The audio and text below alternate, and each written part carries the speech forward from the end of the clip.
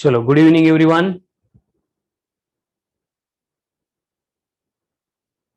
Good evening everyone. So we are here to discuss the next topic, which is very simple, very important, that is EMI.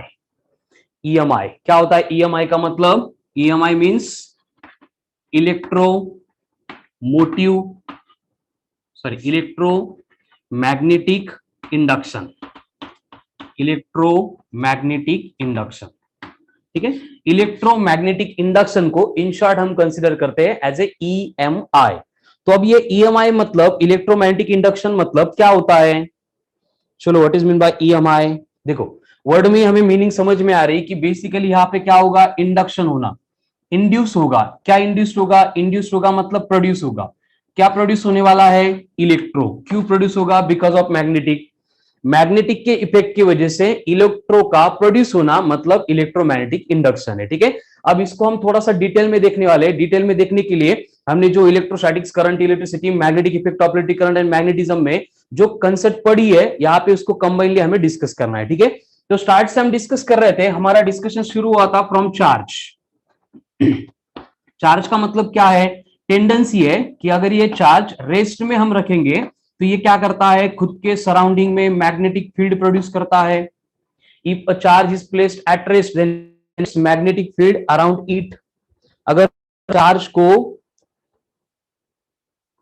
हम rest में रखेंगे तो it will produce magnetic field around it. चलो, video आ रहा है क्या? अभी क्लियर है? थोड़ा प्रॉब्लम हो गया था वीडियो का. क्लियर है क्या ऑडियो वीडियो?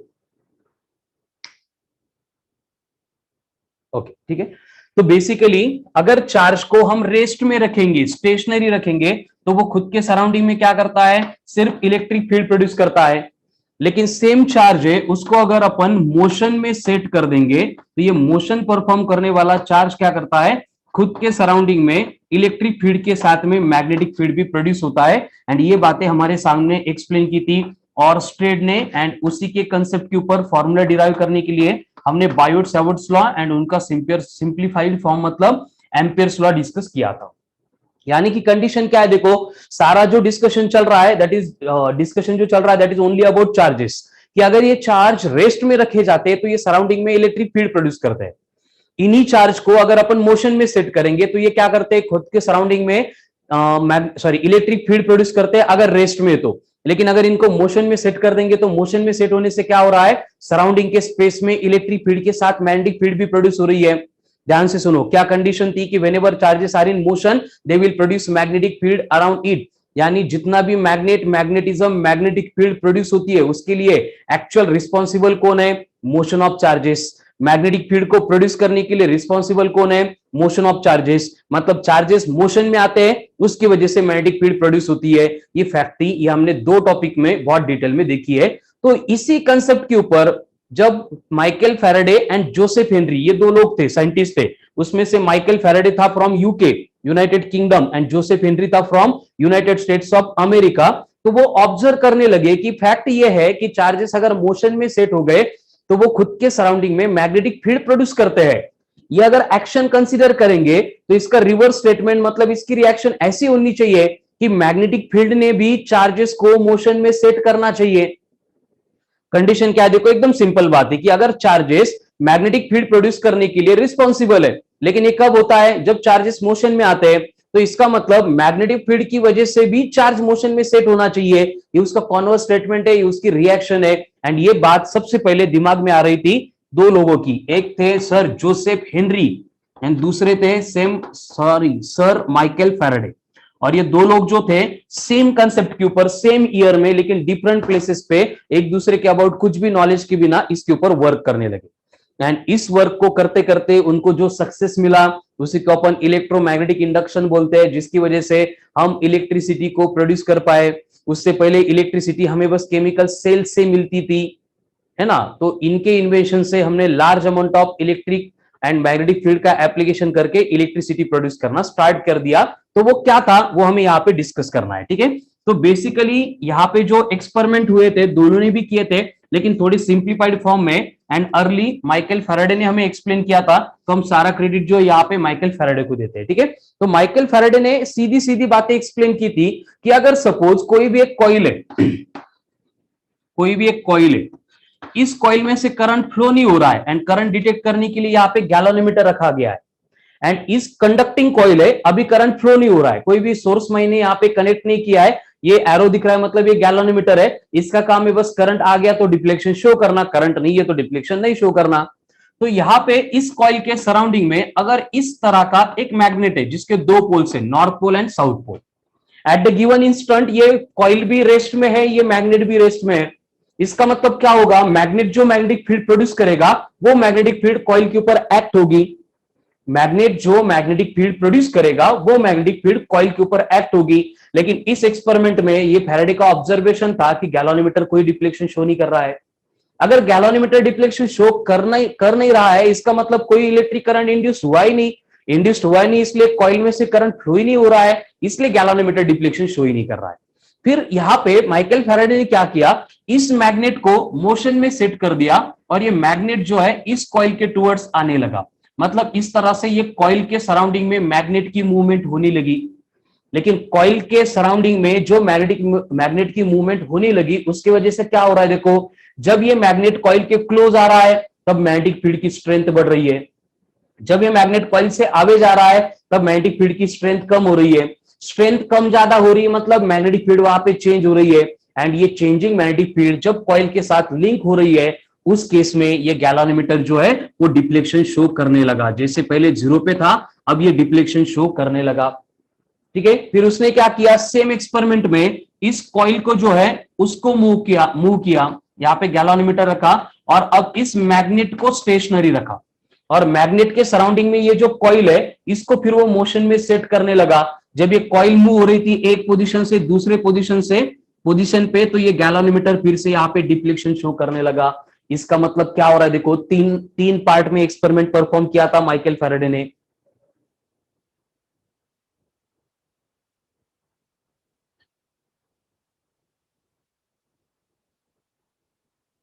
ठीक है, 3 एक्सपेरिमेंट परफॉर्म किए थे और तीनों एक्सपेरिमेंट में कंडीशन क्या क्या है, देखो कि बेसिकली सबसे पहले मैग्नेट भी स्टेशनरी है एंड वहां पे जो कॉइल है वो भी स्टेशनरी है।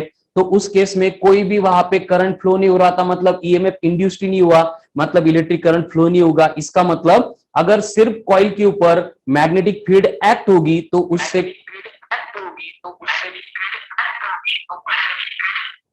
उससे कुछ भी मतलब वहां पे ईएमएफ इंड्यूस नहीं होगा एंड कंडक्टिंग कॉइल में से करंट फ्लो नहीं होगा। लेकिन जब कॉइल के सराउंडिंग का मैग्नेट है उसको हम मूव करने लगेंगे तो उसको मूव करने से क्या होता है कि जो मैग्नेटिक फील्ड कॉइल के ऊपर एक्ट हो रही है वो मैग्नेटिक फील्ड चेंज हो रही है। एंड ये चेंजिंग मैग्नेटिक फील्ड कॉइल के ऊपर एक्ट होने की वजह से क्या होता है, यहाँ पे करंट फ्लो हो रहा है, मतलब ईएमएफ इंड्यूस हो रहा है। ठीक है,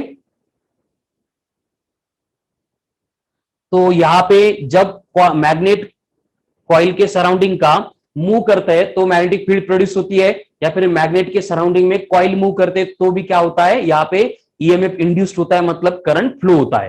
ठीक है, ये तीनों एक्सपेरिमेंट थे। I am getting lots of comments that video is not clear, so शायद थोड़ा सा नेटवर्क इश्यू है, थोड़ी देर बाद सॉल्व हो जाएगा। ठीक है, मेरे मोबाइल में भी देख रहा हूं थोड़ा नेटवर्क इश्यू है, बट उसको अभी कुछ इंस्टेंटली चेंज नहीं कर सकते। तो लेक्चर में रहो, जितना मतलब समझ में आ रहा है, जितना वीडियो की लिंक लग रही है ठीक है। एंड अगर कुछ प्रॉब्लम था तो मैं सेम रिकॉर्डेड वीडियो की लिंक आपको आफ्टर लेक्चर सेंड करूंगा, तो बस वो उतना कंप्लीट करो, क्योंकि ये नेटवर्क का थोड़ा सा इश्यू है, तो वो मतलब थोड़ा क्लाउडी इन्वायरमेंट है, रेन का इन्वायरमेंट है, तो उसकी वजह से कवरेज का प्रॉब्लम आता है, तो अंडरस्टैंड इट प्लीज। और लेक्चर मैं सेंड करूंगा, तो आज का आज इसको बस कंप्लीट करो बाद में। ठीक है, चलो ऑडियो तो क्लियर है सबको? क्या मैंने जो बोला अभी क्लियर है? ओके ठीक है, चलो। तो बेसिकली क्या है, देखो कि कॉइल के सराउंडिंग में अगर अपन मैग्नेट मूव करेंगे या फिर मैग्नेट के सराउंडिंग में कॉइल को मूव करेंगे, तो दोनों भी केस में क्या हो रहा है, कॉइल के सरफेस के ऊपर ईएमएफ यानी इलेक्ट्रिक करंट इंड्यूस्ड हो रहा है एंड गैलोमीटर डिफ्लेक्शन शो कर रहा है। लेकिन जब कॉइल भी रेस्ट में है, मैग्नेट भी रेस्ट में है, तो कोई भी ईएमएफ इंड्यूस नहीं हो रहा है। ये ऑब्जर्वेशंस थे किसके, माइकल फैराडे के एक्सपेरिमेंट के। उन्होंने और एक एक्सपेरिमेंट यहां पे परफॉर्म किया कि सपोज एक करंट कैरिंग कॉइल है,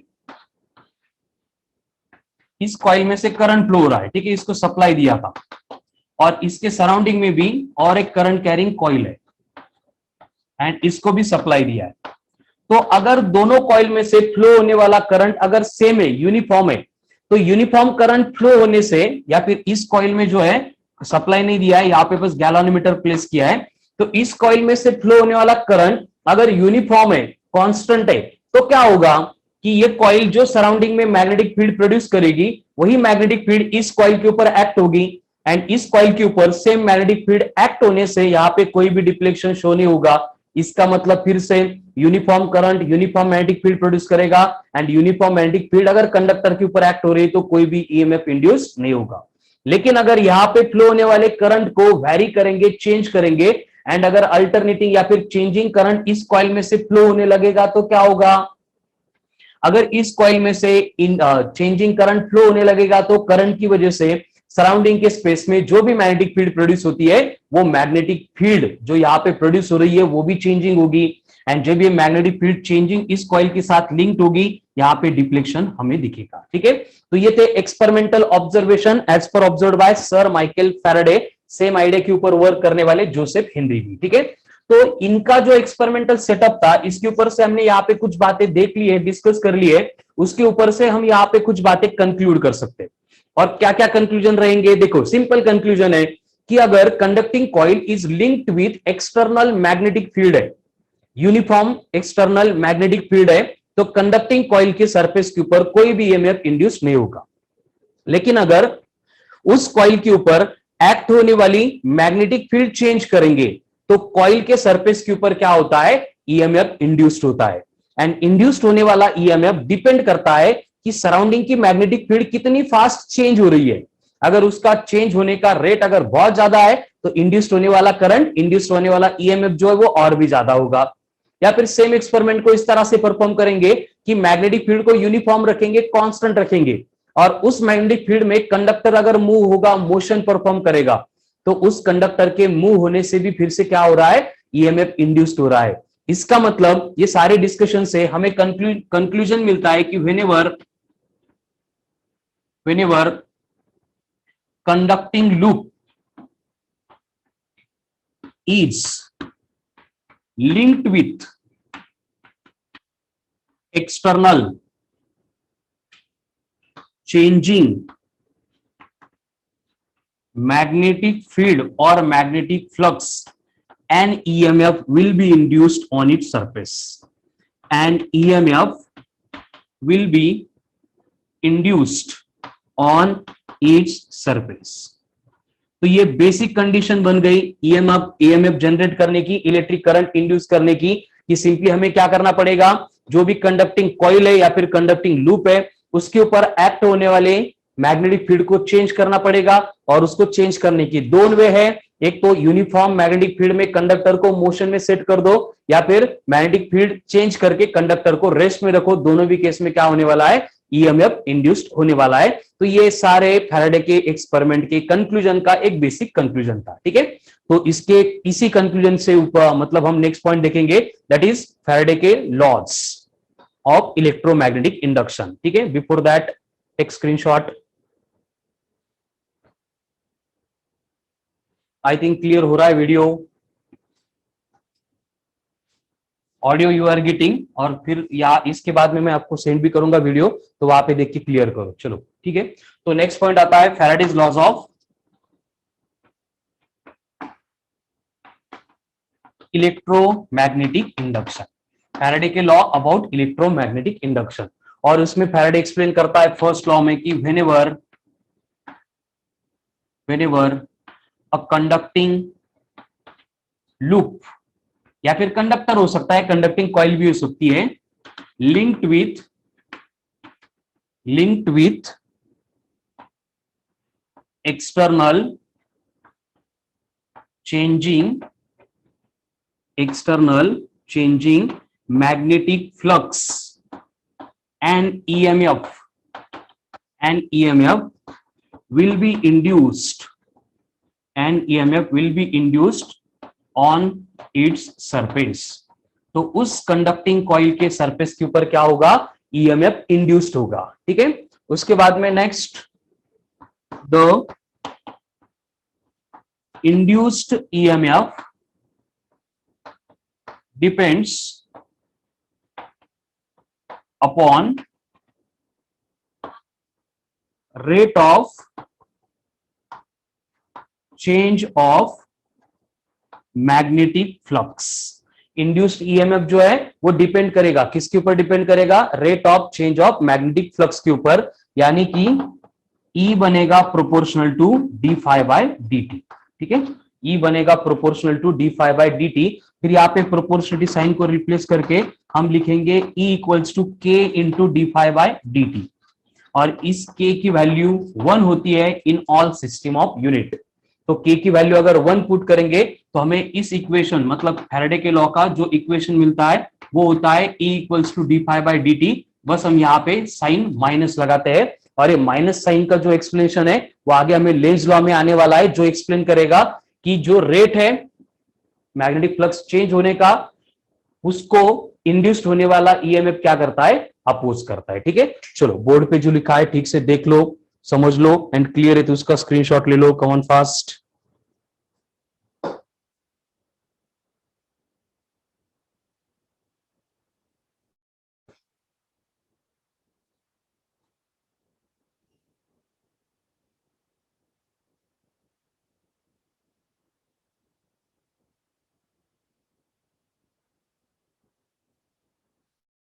चलो clear.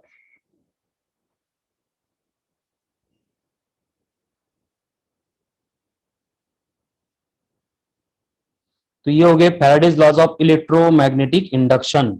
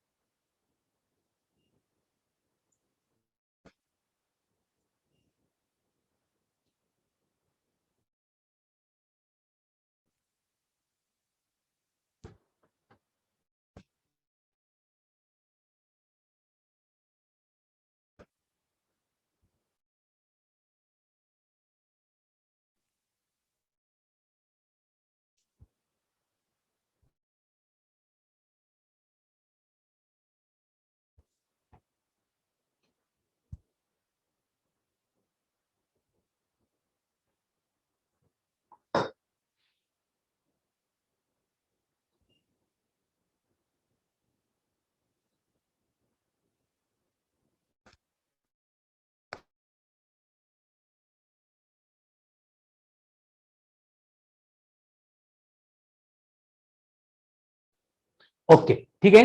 So this is all about Faraday's laws of electromagnetic induction. Clear है? एकदम सिंपल एक्सपेरिमेंट है। क्या बोला है फैराडे ने? देखो कि अगर मैं इस ऊपर एक फैन है, इसके 3 विंग्स पे 3 मैग्नेट लगा दूंगा और उसके नीचे एक मैं रॉड रखूंगा, तो फैन जैसे मैं स्विच ऑन करूंगा फैन मूव हो रहा है, रोटेट हो रहा है, यानी फैन के विंग्स को जो मैंने मैग्नेट कनेक्ट किए थे वो मैग्नेट की मैग्नेटिक फील्ड जो रॉड के ऊपर एक्ट होने वाली वो चेंज होगी, एंड चेंजिंग मैग्नेटिक फील्ड अगर रॉड के साथ कनेक्ट हो गई तो रॉड की सरफेस के ऊपर क्या होगा? ईएमएफ इंड्यूस्ड होगा, एंड उस इंड्यूस्ड होने वाले ईएमएफ की वजह से रॉड में से इलेक्ट्रिक करंट फ्लो होगा। इतना सिंपल पार्ट है। ठीक है, अगर मैंने फैन की स्पीड बढ़ा दी तो क्या होगा? ये d phi by D t explain करेगा। अगर मैंने फैन की स्पीड बढ़ा दी तो स्पीड बढ़ाने से क्या होगा? मैग्नेटिक फील्ड का चेंज होने का रेट बढ़ेगा, मतलब इंड्यूस्ड होने वाला ईएमएफ बढ़ेगा। ठीक है, एंड अगर मैंने स्पीड को एकदम से बहुत ज्यादा कर दिया तो क्या होगा? बहुत ज्यादा ईएमएफ उस केस में प्रोड्यूस होगा। अब हमें ये माइनस के साइन के बारे में डिस्कस करना है, एंड इसको डिस्कस करने के लिए हमें हेल्प करने वाला है लेंस, HA लेंस। लेंस तो आगे का पार्ट नेक्स्ट पॉइंट पढ़ेंगे, that is Lenz law.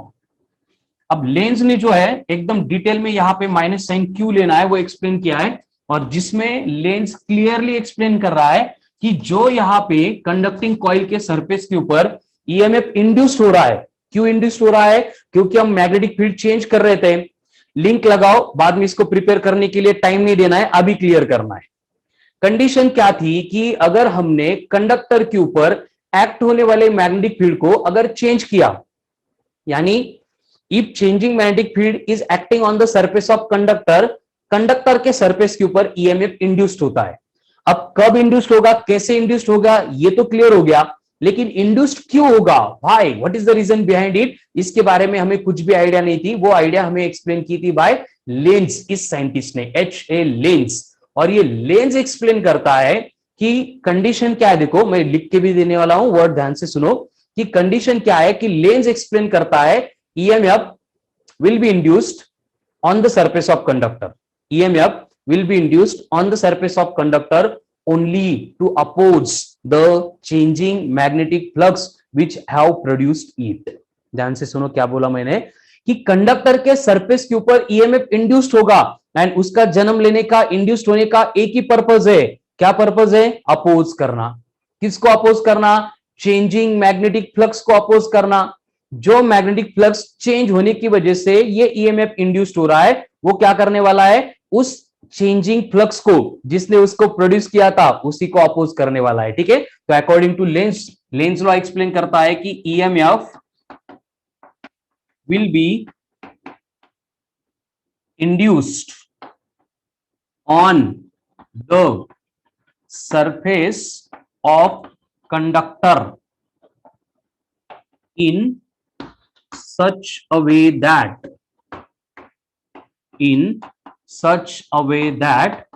to oppose changing magnetic flux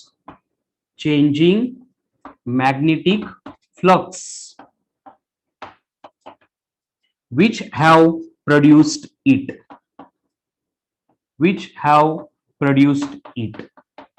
जिस मैग्नेटिक फ्लक्स के चेंज होने से ईएमएफ इंड्यूस्ड हो रहा था, उस इंड्यूस्ड होने वाले ईएमएफ का इंड्यूस्ड होने मतलब होने के लिए एक ही पर्पस है कि जिस फ्लक्स ने उसको प्रोड्यूस किया था, इंड्यूस किया था, उसी को अपोज करना।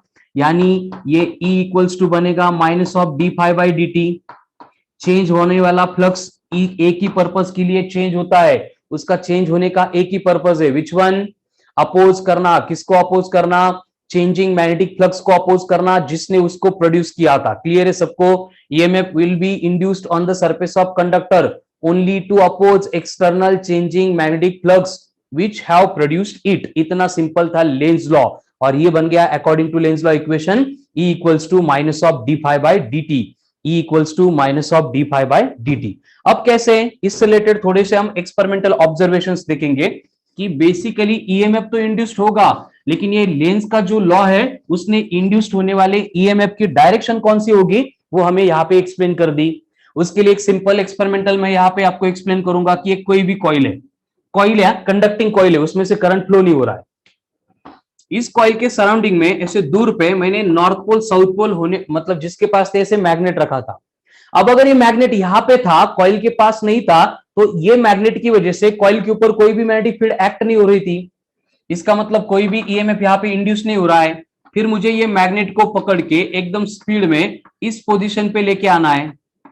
अब इस पोजीशन पे लेके आने से क्या हो गया, देखो कि मैग्नेट कॉइल के टुवर्ड्स आ गया। इसका मतलब कॉइल के ऊपर एक्ट होने वाली जो मैग्नेटिक फील्ड है, वो उसका मैग्नीट्यूड इंक्रीज हो गया, बढ़ गया। अब चेंजिंग मैग्नेटिक फील्ड कॉइल के ऊपर एक्ट हो गई। क्यों चेंजिंग? पहले जीरो थी, अब मैक्सिमम बन गई। Magnetic field zero to maximum change हो रही है, मतलब चेंजिंग मैग्नेटिक फ्लक्स कॉइल के ऊपर एक्ट हो रहा है, तो कॉइल के सरफेस के ऊपर क्या होगा? ईएमएफ इंड्यूस्ड होगा। क्या होगा? ईएमएफ इंड्यूस्ड होगा। लेकिन कंडीशन क्या है कि इंड्यूस्ड होने वाले ईएमएफ का एक ही पर्पस है, कौन सा? अपोज करना। किसको अपोज करना? चेंजिंग फ्लक्स को, जिसने उसको प्रोड्यूस किया था। जैसे कि अब बोर्ड पे ध्यान दो कि यहाँ पे ईएमएफ इंड्यूस्ड होगा, और इंड्यूस्ड होने वाले ईएमएफ को चेंजिंग फ्लक्स को अपोज करना है, तो हमें यहाँ पे देखना पड़ेगा कि फ्लक्स क्यों चेंज हो रहा था। फ्लक्स चेंज हो रहा था क्योंकि ये नॉर्थ पोल हम कॉइल के टुवर्ड्स लेके आ रहे थे। फ्लक्स चेंज हो रहा था क्योंकि हम ये नॉर्थ पोल कॉइल के टुवर्ड्स लेके आ रहे थे। तो फ्लक्स के चेंज होने को अपोज करना मतलब क्या करना पड़ेगा? ये नॉर्थ पोल की मोशन को अपोज करना पड़ेगा। अब ये नॉर्थ पोल की मोशन को अपोज करने की एबिलिटी सिर्फ नॉर्थ पोल में है, इसलिए कॉइल में क्या होगा? नॉर्थ पोल प्रोड्यूस होगा। अब नॉर्थ पोल कैसे प्रोड्यूस होगा? ऐसे पॉसिबल है क्या? पॉसिबल है। वो हमने magnetic effect of electric current में देखा था कि अगर कॉइल में से करंट फ्लो हो गया तो वो मैग्नेटिक फील्ड प्रोड्यूस करती है, एंड मैग्नेटिक फील्ड प्रोड्यूस होते टाइम वहां पे कंडीशन होती है कि अगर कॉइल में से एंटी क्लॉकवाइज करंट फ्लो हो गया तो वो नॉर्थ पोल रिप्रेजेंट करेगी, एंड क्लॉकवाइज करंट फ्लो हो गया तो साउथ पोल रिप्रेजेंट करेगी। यहाँ पे अगर नॉर्थ पोल प्रोड्यूस हो रहा है, इसका मतलब क्या होगा? इसका मतलब यहाँ पे करंट जो है वो फ्लो होगा इन एंटी क्लॉकवाइज डायरेक्शन। लेकिन सिर्फ मैग्नेट यहाँ पे लेके आके रुकने से मैं ईएमएफ थोड़ी जनरेट होगा, हमें ये मैग्नेट को कंटिन्यूसली मूव करना पड़ेगा। तो जब इस मैग्नेट को मैं कॉइल से अवे लेके जा रहा हूं, मतलब ये पोजीशन थी, नॉर्थ पोल था, साउथ पोल था, और बाद में मैग्नेट यहाँ पे आ गया, ये साउथ पोल है, ये नॉर्थ पोल है। तो इस प्रोसेस में क्या होगा देखो कि यहाँ पे जब मैग्नेट रखा है तो मैग्नेटिक फील्ड जो कॉइल के ऊपर एक्ट हो रही है वो मैक्सिमम है। जब मैग्नेट को मैं यहाँ पे लेके आ रहा हूं तो मैग्नेटिक फील्ड मिनिमम हो रही है। तो यहाँ पे मैग्नेटिक फील्ड चेंज हो रही है, उसका चेंज होने का रीजन ये है कि नॉर्थ पोल अवे जा रहा है। तो नॉर्थ पोल अवे जाने के पार्ट को अपोज करने के लिए ये कॉइल क्या करेगी, सरफेस पे साउथ पोल प्रोड्यूस करेगी। एंड जैसे सरफेस पे साउथ पोल प्रोड्यूस हो गया, मतलब कौन सा करंट फ्लो होगा, क्लॉकवाइज करंट फ्लो होगा। इस तरह से हम लेंज लॉ को अप्लाई करके इंड्यूस्ड होने वाले करंट की यहां पे डायरेक्शन फाइंड कर सकते हैं। ठीक है, चलो क्लियर है। अब वीडियो भी क्लियर है सबका, ऑडियो भी क्लियर है, कोई इश्यू नहीं है। ओके, सेम एक्सपेरिमेंट मैंने यहाँ पे कॉइल एंड मैग्नेट को सराउंडिंग में आजू बाजू में मूव करके एक्सप्लेन किया है। उसी को अगर मैं यहाँ पे इस तरह की कॉइल लूंगा हॉरिजॉन्टल प्लेन में, और इस कॉइल के ऊपर एक मैग्नेट को मुझे छोड़ना है, ये नॉर्थ पोल है एंड ये साउथ पोल है। तो इसको छोड़ने के बाद क्या होगा देखो, जब ये मैग्नेट बहुत ऊपर था कोई भी मैग्नेटिक फील्ड कॉइल के ऊपर एक्ट नहीं होगी। लेकिन जैसे ये मैग्नेट यहाँ पे सेंटर पे एक्सिस के अलावा मूव होते टाइम मतलब क्लोज आएगा, क्लोज आएगा मतलब वहां पे क्या होगा, मैग्नेटिक फील्ड प्रोड्यूस होगी। मैग्नेटिक फील्ड प्रोड्यूस होगी मतलब मैग्नेटिक फील्ड चेंज होगी, changing magnetic field EMF induce करेगा। इंड्यूस्ड होने वाले ईएमएफ का काम क्या है, ये मैग्नेट की मोशन को अपोज करना, क्योंकि ये मैग्नेट नीचे आ रहा था इसलिए फ्लक्स चेंज हो रहा था। तो मैग्नेट की मोशन को अपोज करना मतलब नॉर्थ पोल की मोशन को अपोज करना, मतलब नॉर्थ पोल को रिपेल करना। एंड नॉर्थ पोल को रिपेल करने के लिए कॉइल पे यहाँ पे नॉर्थ पोल बनेगा एंड कॉइल में से यहाँ पे एंटी क्लॉकवाइज करंट फ्लो होगा। सेम डायग्राम में अब कॉइल में से मैग्नेट नीचे गिर गया, मतलब मैग्नेट यहाँ पे आ गया, ये नॉर्थ पोल है, ये साउथ पोल है। अब यहाँ पे मैग्नेट था, यहां से मैग्नेट नीचे जा रहा है, अवे जा रहा है, मतलब क्या होगा, मतलब कि मैग्नेटिक फील्ड फिर से चेंज होगी, कम होगी। मैग्नेटिक फील्ड चेंज हो रही है, उसका रीजन नॉर्थ पोल अवे जा रहा है। एंड मैग्नेटिक फील्ड चेंज होने को अपोज करना मतलब नॉर्थ पोल के अवे जाने की मोशन को अपोज करना, मतलब कॉइल यहाँ पे साउथ पोल प्रोड्यूस करेगी जो मैग्नेट को नॉर्थ पोल को अट्रैक्ट करेगी। एंड साउथ पोल आ गया मतलब यहाँ पे क्या होगा, इलेक्ट्रिक करंट क्लॉकवाइज डायरेक्शन में फ्लो होगा। इस तरह से हम यहाँ पे इलेक्ट्रिक करंट की डायरेक्शन फाइंड कर सकते हैं। सेम एक्सपेरिमेंट अगर मैं यहाँ पे आगे सारे पॉइंट्स हमें ये लगने वाले हैं कि एक यूनिफॉर्म मैग्नेटिक फील्ड है, इस यूनिफॉर्म मैग्नेटिक फील्ड में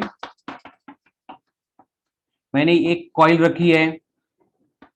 अब ये मैग्नेटिक फील्ड है और कॉइल को मैं इस मैग्नेटिक फील्ड के बाहर खींच रहा हूं। अब कंडीशन क्या है देखो, ये क्रॉस यहाँ पे शो की है, इसका मतलब मैग्नेटिक फील्ड अंदर जा रही है, इनवर्ट जा रही है। तो यहां पे क्या होता है मैं लिख के देता हूं, थोड़ा सा इंपॉर्टेंट पॉइंट है कि if EMF is induced on the surface of conducting coil due to its motion, then EMF will be induced, then EMF will be induced in such a way that EMF induced होगा, उसका वे क्या होगा, यहां पे लिखता हूं मैं first one, if flux is decreasing, अगर कॉइल के ऊपर एक्ट होने वाला फ्लक्स अगर कम हो रहा है, यानी flux is decreasing, then EMF will be induced so that magnetic field due to induced EMF, magnetic field due to induced EMF will be in the direction of existing magnetic field। बहुत important point है, देख लो एक बार, कम on fast.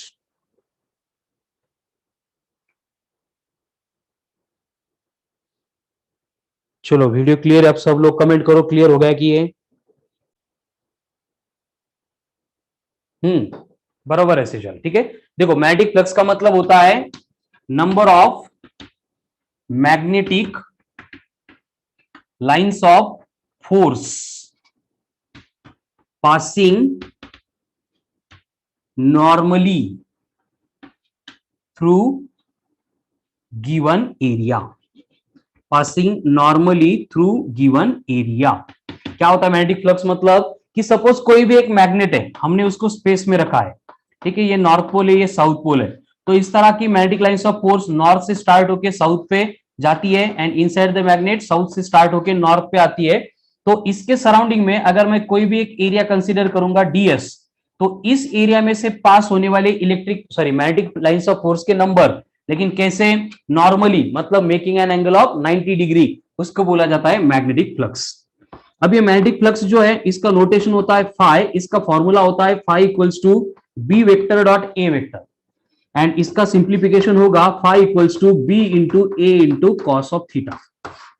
अब ये cos theta कहां से आएगा कि इन केस, एक आधी केस में ऐसा एरिया है डीएस और उसका नॉर्मल यहां पे जा रहा है, लेकिन मैग्नेटिक फील्ड अगर नॉर्मली नहीं जा रही है, नॉर्मल के साथ में कुछ एंगल बना रही है, जैसे कि एंगल थीटा बन रहा है, तो हम मैग्नेटिक फील्ड का कंपोनेंट लेते हैं along normal, that is B cos theta, और उस केस में हमें ये एक्सप्रेशन यूज करना पड़ता है।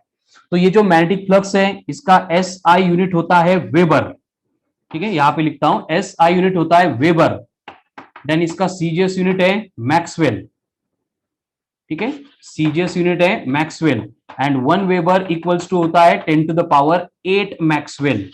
1 वेबर इक्वल्स टू कितने हैं? 10 टू द पावर 8 मैक्सवेल। तो ये मैग्नेटिक फ्लक्स हमें यहाँ पे Faraday's law and Lenz law से रिलेटेड जितने भी न्यूमेरिकल सॉल्व करने हैं, हर एक केस में यूज करना पड़ता है, इसलिए मैंने फिर से यहाँ पे एक्सप्लेन किया है, दैट इज मैग्नेटिक फ्लक्स।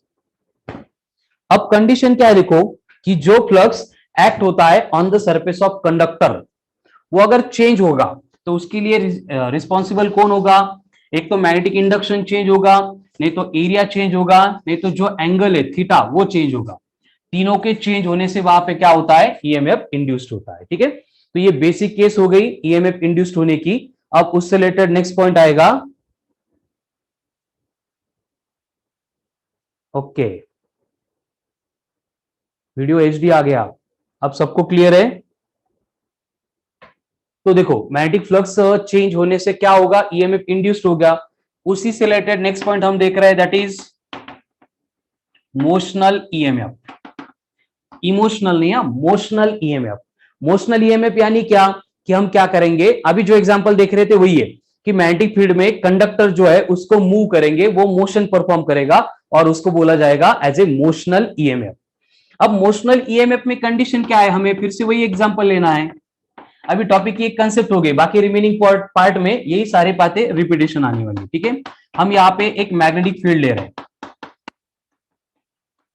जिसका मैग्नेटिक इंडक्शन है बी वेक्टर, और इस मैग्नेटिक फील्ड में मैंने क्या किया है, एक कॉइल रखी है, इस तरह की एक कॉइल है। ठीक है, एंड इस कॉइल के ऊपर एक स्लाइडिंग रॉड है।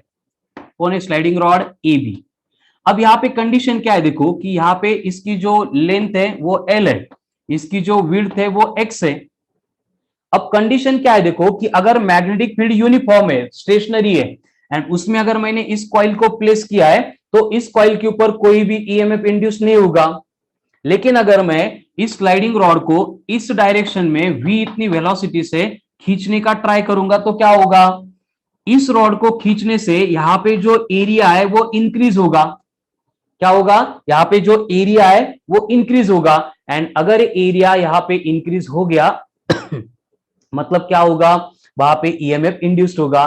तो कंडीशन क्या है देखो, जब तक हमने v इतनी वेलोसिटी एक्ट नहीं की थी तब तक फ्लक्स एक्टिंग कितना था? Phi is equals to B into A था, but area of the rectangular coil होता है A, sorry, length into width, मतलब ए बनेगा एल इंटू एक्स, मतलब ये flux at the given moment बनेगा B into L into x.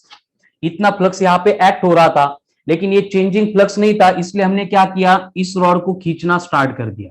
अब rod को खींचना स्टार्ट कर दिया मतलब वहां पे ईएमएफ इंड्यूस्ड होगा, एंड ये इंड्यूस्ड ईएमएफ हम कैलकुलेट करेंगे by using d phi by D T.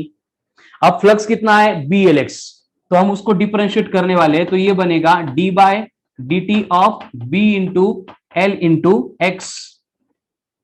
यहाँ पे मैग्नेटिक फील्ड एंड कंडक्टर की लेंथ ये तो कांस्टेंट है, तो उसको अपन बाहर लेंगे, तो ये बनेगा B into L into D x by D T. अब dx बाई dt मतलब क्या है, rate of change of displacement है, मतलब जिस स्पीड से हम खींच रहे हैं वो वेलोसिटी है, यानी कि मोशनल ईएमएफ के लिए मुझे एक्सप्रेशन मिल गया BLV। ये माइनस ही होता है हर बार क्योंकि उनकी डायरेक्शन अपोजिट होती है, ठीक है। तो बोर्ड पे जो दिख रहा है that is the expression for motional EMF, that is E is equals to minus of B into L into V। देख लो एक बार, क्लियर है क्या? सिंपल, बस एक वेलोसिटी का फॉर्मूला इंट्रोड्यूस किया है, कुछ भी नहीं उसमें। कम on fast, check it।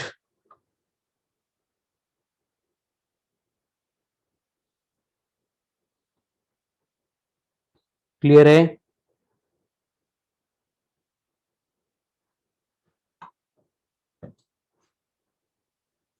Okay. अब सेम कंडीशन है, ये मोशनल ईएमएफ हो गया जहां पे कंडक्टर मोशन परफॉर्म कर रहा था। अगर हम कंडक्टर को रिप्लेस करेंगे और वहां पे देखेंगे कि बेसिकली अगर कोई चार्ज है और उसको अपन अगर मोशन में सेट कर रहे हैं, तो हमें मालूम है कि वहां पे क्या होता है, force acting on charge in an external magnetic field. External magnetic field में जो फोर्स एक्ट होता है वो होता है Q into v into B into sine theta. ठीक है, क्या है? Q into v into B into sine theta. लेकिन इंड्यूस्ड ईएमएफ का फॉर्मूला क्या होता है? जैसे वर्क डन होता है DW, क्या होता है work done? E into I into D T. कहां से आ रहा है ये EIDT वाला पार्ट? वही है basically, electric power is equals to DW by D t, and power का फॉर्मूला है E इंटू आई। बस वही यहाँ पे हमने ये dt को मल्टीप्लाई करके DW को बोला है E into I into D T. But induced EMF का मतलब पोटेंशियल का जो फॉर्मूला था work done per unit charge, वो यहाँ पे पुट करेंगे तो E बनेगा DW बाई Q। अब यहाँ पे DW लेना है, ठीक है, तो DW मतलब क्या होगा? फोर्स इंटू डिस्प्लेसमेंट होगा। तो यहाँ पे DW को हम फोर्स इंटू डिस्प्लेसमेंट, डिस्प्लेसमेंट यानी यहाँ पे लेंथ कंसीडर कर सकते हैं, तो ये बनेगा F into L upon Q. अब यहाँ पे F की वैल्यू अगर पुट करेंगे, कितना था F? कितना था F? ये F यहाँ पे है Q V B sine theta, तो इंड्यूस्ड ईएमएफ बनेगा Q into V into B into sine of theta upon Q into length of the conductor that is L। तो यहाँ पे ये Q Q कैंसिल होके E इक्वल्स टू बनेगा B into L into V into sine of theta. फिर से दोनों के डायरेक्शन अपोजिट है, इसलिए इनको हमें माइनस लेना पड़ेगा। एंड अगर थीटा हमने 90 लिया तो उस केस में ईएमएफ मैक्सिमम होगा, एंड ये मैक्सिमम ईएमएफ रहेगा B into L into v. मतलब कंडीशन सेम है, सेम के दोनों केस में भी सेम फॉर्मूले हमने यहाँ पे डिराइव किए हैं। बट एक था पहले जो आप एक कंडक्टर एक्चुअल में मूव हो रहा था, एंड इस पार्ट पे हमने क्या किया है? चार्ज को मूव किया है, अलग कुछ भी नहीं है। ठीक है, देख लो एक बार, होगा कि clear? E equals to BLV, वहां पे भी E इक्वल्स टू BLV, यहां पे भी। ठीक है, चलो नेक्स्ट। अभी सेम पार्ट आएगा जिसमें हम क्या करेंगे, फिर से मोशनल ईएमएफ कैलकुलेट करेंगे बाय अ रोटेटिंग रॉड।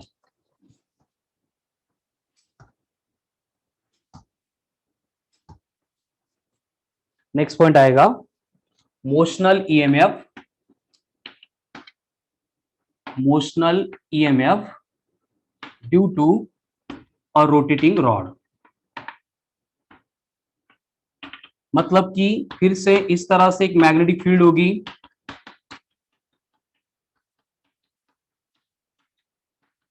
इस मैग्नेटिक फील्ड में हम एक रॉड को प्लेस करेंगे, इसकी टोटल लेंथ L होगी, और ये रॉड जो है यहाँ पे पिवोटेड होगा, एंड वो इस डायरेक्शन में ओमेगा इतनी वेलोसिटी से रोटेट होगा, यानी v इतनी लीनियर वेलोसिटी से मूव होने वाला है। अब यहाँ पे कंडीशन क्या है? देखो, पूरे रॉड का एक साथ ईएमएफ हम कैलकुलेट नहीं कर सकते, इसलिए इस रॉड का मैं यहाँ पे एक छोटा सा एलिमेंट लूंगा dr। अब ये छोटे से ईएमएफ के लिए, सॉरी छोटे से एलिमेंट के लिए, डीआर के लिए मुझे जो यहाँ पे रोटेट होते टाइम इंड्यूस्ड ईएमएफ मिलने वाला है वो भी छोटा सा होगा, उसको मैं डी बोल देता हूं, छोटा सा इसलिए। और इंड्यूस्ड ईएमएफ अगर क्वेश्चन रॉड मोशन में है तो कितना होता है, B into L into v होता है। तो यहाँ पे अगर ये डी आर का डिस्टेंस यहाँ पे हमें आर दिया है तो यहाँ पे मैं लिख सकता हूं कि बी इंटू एल इंटू ये बनेगा वी। बट अगर v है यहाँ पे लेकिन रॉड रोटेट हो रहा है तो मैं इस v को r इंटू ओमेगा से रिप्लेस कर सकता हूं। एंड ये l का मतलब हमने यहाँ पे dr लिया है, छोटा सा एलिमेंट, यानी अबव एक्सप्रेशन कितना बनेगा, de बनेगा b into r into omega into dr। देखो बोर्ड पे स्टेप बाय स्टेप क्या किया है हमने। सिंपल यूनिफॉर्म मैग्नेटिक फील्ड है जिसका इंडक्शन है बी वेक्टर। इस मैग्नेटिक फील्ड में मैंने एक रॉड रखा है, पूरे रॉड का ईएमएफ एकदम से कैलकुलेट नहीं कर सकते थे, इसलिए मैंने उसका एक छोटा सा एलिमेंट लिया डीआर इतनी लेंथ का। तो उसकी वजह से इंड्यूस्ड होने वाला ईएमएफ भी छोटा सा होगा, इसलिए डी बोला। फॉर्मूला तो वही है बी एल वी, बस लेंथ कितनी है छोटी सी डीआर, इसलिए बीवी डीआर है। But v equals to r omega, मालूम है सबको, सर्कुलर से आता है। इसको पुट किया तो डी बना B into r into omega into d r. अब अगर मुझे पूरा इंड्यूस्ड ईएमएफ चाहिए तो मुझे क्या करना पड़ेगा, इस डीए को इंटीग्रेट करना पड़ेगा। लिमिट्स होगी फ्रॉम 0 टू एल, यहां से यहां तक पूरी रॉड की लेंथ लेनी पड़ेगी। एंड ये डी की वैल्यू अबव एक्सप्रेशन में पुट करेंगे तो ये 0 से लेके एल बनेगा B into omega into r into d are.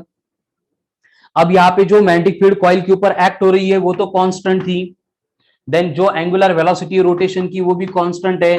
तो b इंटू ओमेगा अगर इंटीग्रेशन के साइन के बाहर आएगा तो इंटीग्रेशन फ्रॉम 0 टू एल बनेगा r इंटू डी आर। अब फिर से इंटीग्रेशन ऑफ x dx में क्या होता है, जो पावर है उसमें हम 1 ऐड कर देते हैं, उसी से डिवाइड कर देते हैं, यानी x dx का होता है x स्क्वायर बाय 2। वैसे r dr का क्या होगा, r dr का होगा r स्क्वायर बाय 2, बट यहाँ पे लिमिट पुट करनी पड़ेगी फ्रॉम 0 टू एल। तो लिमिट्स को अगर पुट करेंगे upper limit minus lower limit, तो यहाँ पे लोअर लिमिट 0 है, यानी कि हमें एक्सप्रेशन मिलेगा half into B into omega into L square. Same part फिर से हमने क्या किया, मोशनल ईएमएफ के लिए एक्सप्रेशन डिराइव किया, लेकिन इस केस में ये मोशनल ईएमएफ कौन प्रोड्यूस कर रहा है, रोटेटिंग रॉड प्रोड्यूस कर रहा है। ठीक है, चलो देखो step by step. Is that clear? One fast. 1/2 into b into omega into L square. B is the magnetic induction, omega is the angular velocity, and L is the length of the rod, which will represent radius of the rod in this case.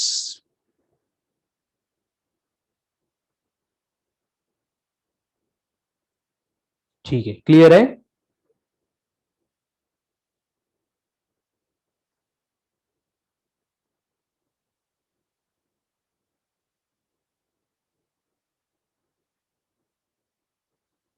हो गया, चलो। अब हमने जो बातें discuss की है, क्या क्या डिस्कस किया है, देखो स्टार्ट से। पहले हमने चार्ज, रेस्ट में इलेक्ट्रिक फील्ड, मोशन में मैग्नेटिक फील्ड, उसके ऊपर से हेनरी एंड फैराडे के कंक्लूजन, फिर फैराडे का एक्सपेरिमेंट, फैराडे के laws of electromagnetic induction, Lenz law के एक्सपेरिमेंटल प्रूफ, उसके लिए वेरियस एग्जांपल्स देखने के बाद यहाँ पे मोशनल ईएमएफ की कंसेप्ट देखी थी। एंड इन सारी बातों में जो इंडक्शन हो रहा है इलेक्ट्रिक करंट का, उस इंडक्शन की वजह से होने वाली एनर्जी ट्रांसफर या फिर उस एनर्जी ट्रांसफर का रेट कितना होगा वो हमें यहाँ पे देखना है। ठीक है, अब इंडक्शन की प्रोसेस में क्या होता है, देखो हम वर्क करते, वर्क क्यों करना पड़ता है, फिर से वही कंसेप्ट है जो लेंज ने एक्सप्लेन की है कि हम कंडक्टर के ऊपर एक्ट होने वाले मैग्नेटिक फील्ड को चेंज करेंगे। स्टार्ट में कुछ नहीं होगा, लेकिन जैसे मैग्नेटिक फील्ड चेंज हो रही है कंडक्टर के सरफेस के ऊपर ईएमएफ इंड्यूस्ड होगा, एंड इंड्यूस्ड होने वाला ईएमएफ क्या करेगा, उस चेंज होने वाले मैग्नेटिक फील्ड को अपोज करेगा। फिर उसके बाद भी अगर हमें मैग्नेटिक फील्ड को चेंज करना है तो हमें उस ईएमएफ के अपोज को ओवरकम करने के लिए वर्क डन करना पड़ेगा। एंड ये सारा वर्क डन स्टोर होगा in the form of energy, यानी हम मैग्नेटिक फील्ड को चेंज करने के लिए जो एनर्जी प्रोड्यूस कर रहे थे वो एनर्जी ट्रांसफर हो जाएगी और वहां पे ईएमएफ इंड्यूस्ड होगा। उससे रिलेटेड ये इक्वेशंस आने वाले हैं, वही डायग्राम होगी, फिर से वही एक्सपेरिमेंट है, कुछ नया नहीं आने वाला। आगे टॉपिक की एक ही कंसेप्ट है, हर बार ईएमआई होगा, इलेक्ट्रोमैग्नेटिक इंडक्शन होगा। फिर से यहाँ पे मैं मैग्नेटिक फील्ड कंसीडर कर रहा हूं जिसका इंडक्शन है बी वेक्टर। इस मैग्नेटिक फील्ड में एक कॉइल रखी है, ठीक है। अब इस कॉइल को हमें क्या करना है, मैग्नेटिक फील्ड से बाहर खींचना है, और खींचने के लिए हम वेलोसिटी अप्लाई कर रहे हैं v इतनी। तो कंडीशन क्या होगी, देखो जब हम इसको बाहर खींचेंगे तो यहां पे हमें क्या करना पड़ेगा, वर्क डन करना पड़ेगा। एंड उस वर्क डन को करने के लिए हमारी पावर यूटिलाइज होगी, एंड पावर मतलब होगा work done per unit time. But work done मतलब क्या होता है, वर्क डन होता है फोर्स इंटू डिस्प्लेसमेंट। जैसे कि डिस्प्लेसमेंट में यहाँ पे dx कर रहा हूं तो ये बनेगा f into D x upon D T. But ये dx बाई डी टी मतलब वेलोसिटी है जो हम यहाँ पे इंपार्ट कर रहे हैं, मतलब जो पावर यहाँ पे एक्ट होगी वो बनेगी f इंटू वी। एंड इसको अगर वेक्टर फॉर्म में लिखना है तो पावर स्केलर क्वांटिटी है, इसलिए बनेगा f vector dot v vector. तो हम इतनी पावर यहां पे इंप्लीमेंट करेंगे, यूटिलाइज करेंगे इस कॉइल को बाहर खींचने के लिए।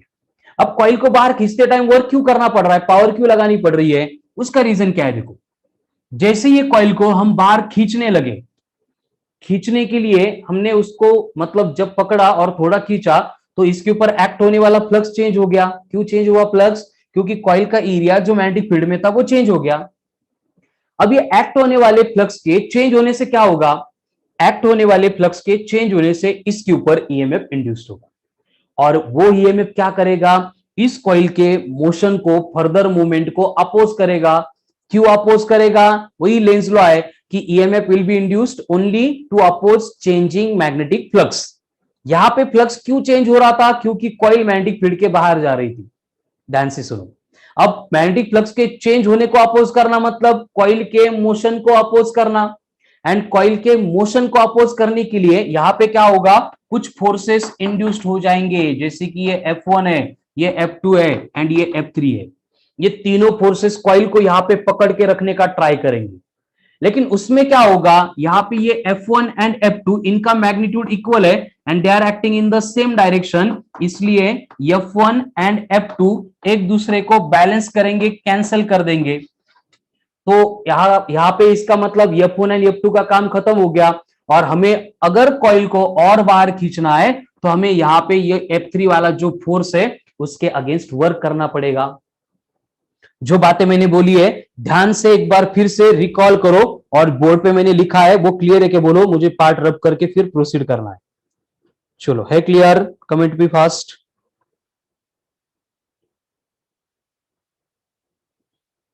Okay all clear. तो देखो यहां पे ये सिंपल मैकेनिक्स की पावर वाला एक्सप्रेशन था, ये मैं इसको रब कर दे रहा हूं। अब क्या हुआ एक बार फिर से मैं आपको एक्सप्लेन करता हूं, फिर हम आगे बढ़ेंगे। कि यहाँ पे मैग्नेटिक फील्ड में एक कॉइल थी, उसको मैं बाहर खींच रहा था। बाहर खींचते टाइम क्या हो रहा है, कॉइल के सरफेस के ऊपर ईएमएफ इंड्यूस्ड हो रहा है। इंड्यूस्ड होने वाले ईएमएफ की वजह से ये चेंज होने वाले फ्लक्स को अपोज करने के लिए, कॉइल की मोशन को अपोज किया जा रहा है। अपोज करने के लिए तीन फोर्सेस इंड्यूस्ड हो रहे हैं, जिसमें से F1 F2 एक दूसरे को बैलेंस आउट कर रहे हैं। मतलब कि हमें जो वर्क डन करना पड़ेगा वो सिर्फ F3 के अगेंस्ट करना पड़ेगा, ठीक है। लगा तो यहाँ पे मैं स्टेटमेंट में लिखता हूं कि as F1 and F2 will balance each other, work is required to be done, against F3 only, ठीक है। तो वर्क सिर्फ F3 के अगेंस्ट करना पड़ेगा। अब F3 के अगेंस्ट वर्क करने के लिए F3 की वैल्यू कितनी होती है, ये वही होती है ILB sin theta, force acting on conductor in external magnetic field. But यहाँ पे जो एंगल है थीटा वो अगर 90 लेंगे तो यहाँ पे साइन 90 की वैल्यू 1 बनेगी, मतलब जो फोर्स है वो बन गया I into L into B. देखो यहां तक क्लियर है क्या, पूरा लास्ट टॉपिक का ये पार्ट है। अब डायग्राम का काम खत्म हो गया, मैं डायग्राम रब कर रहा हूं, ठीक है। फोर्स कितना है, F equals to ILB। At the same time coil के सरफेस के ऊपर ईएमएफ इंड्यूस्ड होगा, वो ईएमएफ कितना है BLV। अगर मुझे इंड्यूस्ड ईएमएफ मिल गया कॉइल के सरफेस के ऊपर से, तो मैं according to Ohm's law E equals to IR, I को कैलकुलेट कर सकता हूं, और ये आई की वैल्यू बनेगी E बाय आर। ई की वैल्यू अगर ये पुट कर दूंगा तो करंट कितना मिला, B into L into v into R, इतना करंट मिला। अब इस करंट की वैल्यू को मैं अगर फोर्स के फॉर्मूले में पुट करूंगा तो फोर्स कितना बन रहा है, देखो BLV upon R into L into B. Simplify करेंगे तो ये बनेगा B square L square V upon R। इतना फोर्स वहां पे एक्ट हो रहा है, एंड इस फोर्स के अगेंस्ट मुझे जो वर्क करनी है, उस वर्क करते टाइम जो एनर्जी ट्रांसफर होने का रेट होगा, मतलब पावर होगी, जो पहला फॉर्मूला हमने यहाँ पे इंट्रोड्यूस किया था उसके अकॉर्डिंग पावर बनेगा फोर्स इंटू वेलोसिटी। अब फोर्स कितना है, B square L square v upon R, तो पावर कितनी बनेगी, B square L square v into v, मतलब वी स्क्वायर बाय आर। तो ये बन गया एक्सप्रेशन फॉर पावर और energy transfer during induction of EMF on the surface of coil. चलो कम ऑन फास्ट, है क्लियर? Okay, all clear. तो यहां पे हमने क्या देखा कि बेसिकली जो फोर्सेस एक्ट होते हैं उसके अगेंस्ट हम जो वर्क करते हैं, उस वर्क को करते टाइम जो एनर्जी ट्रांसफर होती है वो कैसी ट्रांसफर होती है और उसका ट्रांसफर होने का रेट क्या होता है। ठीक है, चलो तो इसके बाद में नेक्स्ट पॉइंट आता है, that is eddy current. Same इसके ही सिमिलर कंसेप्ट है, एडीज करंट। अब ये एडीज करंट मतलब क्या होता है, एडियासारखं करंट मींस एडीज करंट ऐसे होता है क्या?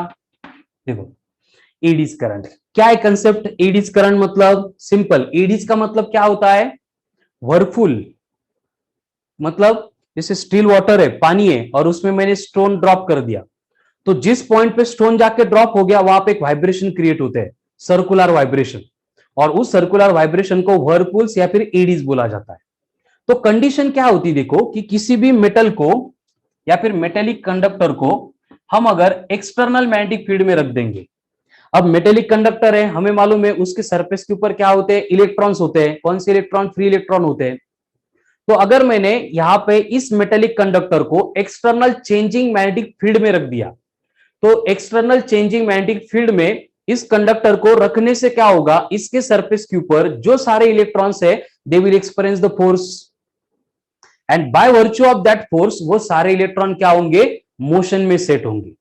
लेकिन कंडीशन क्या होती, देखो ये जो फ्री इलेक्ट्रॉन्स है इनकी जो मोशन है ये कोई ट्रांसलेशनल मोशन नहीं होती है, ये सारे इलेक्ट्रॉन क्या करते हैं, अपनी पोजीशन के अबाउट ऐसे गोल गोल घूमते हैं, एंड उनके गोल गोल घूमने से वहां पे क्या होता है, ईएमएफ इंड्यूस्ड होता है या फिर करंट इंड्यूस्ड होता है, जिसको एडीज करंट बोला जाता है।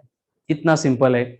सिंपल मतलब जो इलेक्ट्रोमैग्नेटिक इंडक्शन था वही है, बस यहाँ पे इलेक्ट्रॉन को जो है प्रॉपर डायरेक्शन नहीं मिलती है, तो वो अपने पोजीशन के अबाउट सर्कुलर पाथ पे मूव होते हैं, उसको बोला जाता है एडीज करंट। एडीज करंट मतलब सर्कुलर करंट। अब इसको हम डिफरेंट केसेस में अप्लाई करते हैं, इसके एप्लीकेशंस होते हैं। कहां पे इसको अप्लाई करेंगे, जैसे कि फॉर एग्जांपल क्या होता है, ट्रेन होती है, ट्रेन में ब्रेक्स होते हैं, इलेक्ट्रिक ब्रेक्स। अब इलेक्ट्रिक ब्रेक्स में क्या होगा, देखो कि जो एक्सल है एंड उसके सराउंडिंग में जो व्हील्स है, तो व्हील्स है मेटल के, तो ब्रेक्स अप्लाई करना है तो हम क्या करते हैं, उस एक्सल में से इलेक्ट्रिक करंट पास करते हैं। अब इलेक्ट्रिक करंट पास हो गया, उस करंट के वजह से मैग्नेटिक फील्ड प्रोड्यूस होगी, एंड उस मैग्नेटिक फील्ड में व्हील रोटेट हो रहा था, व्हील रोटेट हो रहा है मतलब व्हील के ऊपर एक्ट होने वाली मैग्नेटिक फील्ड चेंज होगी, उसकी वजह से क्या होगा, ये सारे इलेक्ट्रॉन ईएमएफ इंड्यूस करेंगे, इस तरह से सर्कुलर मतलब ईडी का करंट इंड्यूस करेंगे। लेकिन अकॉर्डिंग टू लेंज लॉ ये इंड्यूस्ड ईएमएफ का काम क्या होता है, इसका एक ही काम है, अपोज करना। किसको अपोज करना, चेंजिंग मैग्नेटिक फ्लक्स को अपोज करना जिसने इनको प्रोड्यूस किया था। इसका मतलब ये इंड्यूस होने वाला ईएमएफ क्या करेगा, उस व्हील के रोटेशन को अपोज करेगा एंड ट्रेन जो है वो इंस्टेंटली स्टॉप हो जाएगी। ठीक है, तो इस तरह से हम ये एडीज करंट को अप्लाई करते हैं। और कहां पे एप्लीकेशन इसका, जो इंडक्शन फर्नेस है, इंडक्शन फर्नेस, तो वहां पे क्या होता है, इंडस्ट्री में मेटल को मेल्ट करने के लिए जो भी रिक्वायरमेंट ऑफ टेम्परेचर है वो वेरी लार्ज होती है। तो large amount of temperature produce करने के लिए जो हमारी ट्रेडिशनल मेथड्स बॉयलर्स हम यूज करते थे, it will consume too much fuel, consume too much time. इससे अच्छा हम क्या करते हैं, इंडक्शन फर्नेस आज की डेट में यूज करते हैं। अभी इंडक्शन फर्नेस का क्या होता है, एक पीट होती है, एक खड्डा होता है, जिसमें हर तरफ मेटेलिक नेल्स क्या बोलते हैं, नेट्स प्लेस किए जाते हैं, जाली, और उस नेट में से क्या होता है, अल्टरनेटिंग करंट फ्लो होता है, एंड उनके सेंटर में ये आयन का मतलब मेटल का कोर जिसको मेल्ट करना है उसको रखा जाता है। अगर हर एक नेट में से फ्लो होने वाला इलेक्ट्रिक करंट एसी है, अल्टरनेटिंग करंट है, तो उसकी वजह से प्रोड्यूस होने वाली मैग्नेटिक फील्ड भी अल्टरनेटिंग होगी एंड उसका पोटेंशियल फ्रीक्वेंसी ट्रिमेंडसली हाई होती है। तो हाई पोटेंशियल का करंट बहुत बड़ी मैग्नेटिक फील्ड प्रोड्यूस करता है एंड ये मैग्नेटिक फील्ड चेंजिंग होने की वजह से क्या होता है, जो इलेक्ट्रॉन यहाँ पे मोशन में सेट हो गए थे वो अपनी मोशन कंप्लीट करते ही है, लेकिन आधी मोशन कंप्लीट होने के बाद अल्टरनेटिंग करंट अपनी डायरेक्शन चेंज करता है। अल्टरनेटिंग करंट ने अपनी डायरेक्शन चेंज कर ली, मतलब मैग्नेटिक फील्ड की डायरेक्शन चेंज होगी। मैग्नेटिक फील्ड की डायरेक्शन चेंज होगी मतलब ये इलेक्ट्रॉन को यहाँ पे रुकना पड़ेगा। जब ये इलेक्ट्रॉन यहाँ पे रुकता है तो उसकी काइनेटिक एनर्जी जीरो होती है एंड ये इलेक्ट्रॉन उस काइनेटिक एनर्जी को हीट के फॉर्म में लिबरेट करता है। तो ऐसे हमें मालूम है मेटल के सरफेस के ऊपर 10⁻23 पर सेंटीमीटर क्यूब इतने लार्ज नंबर ऑफ इलेक्ट्रॉन है। सारे इलेक्ट्रॉन अगर ये सारी काइनेटिक एनर्जी को हीट में कन्वर्ट करेंगे तो फ्रैक्शन ऑफ सेकंड में वो मेटल क्या होता है, मेल्ट हो जाता है। ऐसे डिफरेंट एप्लीकेशन में हम ये एडीज करंट को अप्लाई करते हैं। थ्योरेटिकल कंसेप्ट है, बाकी इसका जो मैकेनिज्म है, जो फॉर्मूला है पहले ईएमआई में हमने जो देखा था वही यहाँ पे एप्लीकेबल है। ठीक है, तो ये बेसिक इंट्रोडक्शन हो गया अबाउट इलेक्ट्रोमैग्नेटिक इंडक्शन। इसके बाद में मुझे टॉपिक के सबसे इंपॉर्टेंट पॉइंट के ऊपर आना है, that is self induction. Self induction, self induction and mutual induction. ठीक है, तो ये सारा इंट्रोडक्शन था ईएमआई का, जिसमें हमने Faraday's law, then Lenz law and उनसे रिलेटेड जो मोशनल ईएमएफ, रोटेटिंग बार का ईएमएफ, ये बेसिक बातें थी उनका डिस्कशन कर लिया। अब टॉपिक का सबसे इंपॉर्टेंट पार्ट जिसके ऊपर कंफर्म क्वेश्चंस आते हैं, that is self induction. Self मतलब खुद में, इंडक्शन होना मतलब वही इंड्यूस होना, प्रोड्यूस होना। तो क्या ये सेल्फ इंडक्शन मतलब, देखो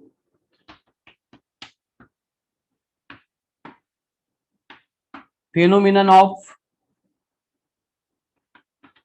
production of an induced EMF, phenomenon of production of an induced EMF on the surface of a coil due to change in current in the same coil is called as self induction। अब statement ध्यान से पढ़ो, क्या है statement में कि phenomenon of production of मतलब EMF induced हो रहा है। कहां पे इंड्यूस्ड हो रहा है, कॉइल के सरफेस के ऊपर। एंड क्यों इंड्यूस्ड हो रहा है, क्योंकि उसी कॉइल में से फ्लो होने वाला करंट चेंज हो रहा है। ठीक है, मतलब कि क्या है कंडीशन, देखो कि ऐसे यहाँ पे एक कॉइल है एंड इसको हमने क्या किया है, अल्टरनेटिंग करंट का सप्लाई यहाँ पे प्रोवाइड किया है। तो ये कॉइल में से जब करंट फ्लो होगा तो कॉइल क्या करेगी, सराउंडिंग में मैग्नेटिक फील्ड प्रोड्यूस करेगी। लेकिन अब कंडीशन क्या है, देखो कि यहां से फ्लो होने वाला जो करंट है वो अगर अल्टरनेटिंग है या फिर चेंजिंग है, दोनों भी केस में कॉइल के सराउंडिंग में जो मैग्नेटिक फील्ड प्रोड्यूस हो रही है वो मैग्नेटिक फील्ड भी करंट के चेंज होने से चेंज होगी। एंड अगर चेंजिंग मैग्नेटिक फील्ड कॉइल के साथ लिंक करेंगे तो कॉइल के सरफेस के ऊपर क्या होगा, ईएमएफ इंड्यूस्ड होगा। वही लिखा है कि phenomenon of production of induced EMF on the surface of a coil due to change in current in the same coil. उसी कॉइल में से फ्लो होने वाला जो करंट है वो चेंज होने से जो ईएमएफ इंड्यूस्ड होता है उसी को सेल्फ इंडक्शन बोला जा रहा है। और वो डायग्राम में यहाँ पे दिखाया है, एकदम सिंपल केस है। अब कंडीशन क्या है, देखो कि बेसिकली यहाँ पे जो कॉइल के ऊपर फ्लक्स लिंक करेगा, एक्ट होगा, वो डिपेंड करेगा करंट के ऊपर। इसलिए इक्वेशन बनेगा phi proportional to I. And यहाँ पे मैं फाई को मतलब प्रोपोर्शनलिटी साइन को रिप्लेस करने के लिए एक कांस्टेंट लेके आऊंगा जिसको बोला जाएगा एल। ठीक है, फाई इज इक्वल्स टू बना एल इंटू आई। एंड ये एल का मतलब क्या होगा, एल का मतलब होगा कांस्टेंट ऑफ प्रोपोर्शनैलिटी। एल का मतलब क्या होगा, कांस्टेंट ऑफ प्रोपोर्शनैलिटी। अब देखो कि कॉइल के ऊपर एक्ट होने वाला जो फ्लक्स है वो करंट के ऊपर डिपेंड कर रहा था, इसलिए फाई बना प्रोपोर्शनल टू आई। अगर फाई प्रोपोर्शनल टू आई है तो इसका मतलब phi equals to L into I बनेगा, वेयर एल का मतलब कांस्टेंट ऑफ प्रोपोर्शनलिटी जिसको हम बोलते हैं सेल्फ इंडक्टेंस। ये सेल्फ इंडक्शन फेनोमेनन है एंड इसमें जो कांस्टेंट हमने लिया वो बना सेल्फ इंडक्टेंस। तो एल सेल्फ इंडक्टेंस है। अगर मुझे फाई मिल गया तो इंड्यूस्ड ईएमएफ हम कैसे कैलकुलेट करते हैं, इसको हम कैलकुलेट करते हैं by using E equals to minus of D phi by D T. अब फाई की वैल्यू अगर पुट करेंगे तो ये बनेगा minus of L, L constant है, उसको बाहर निकालेंगे तो ये बना L into D I by D T.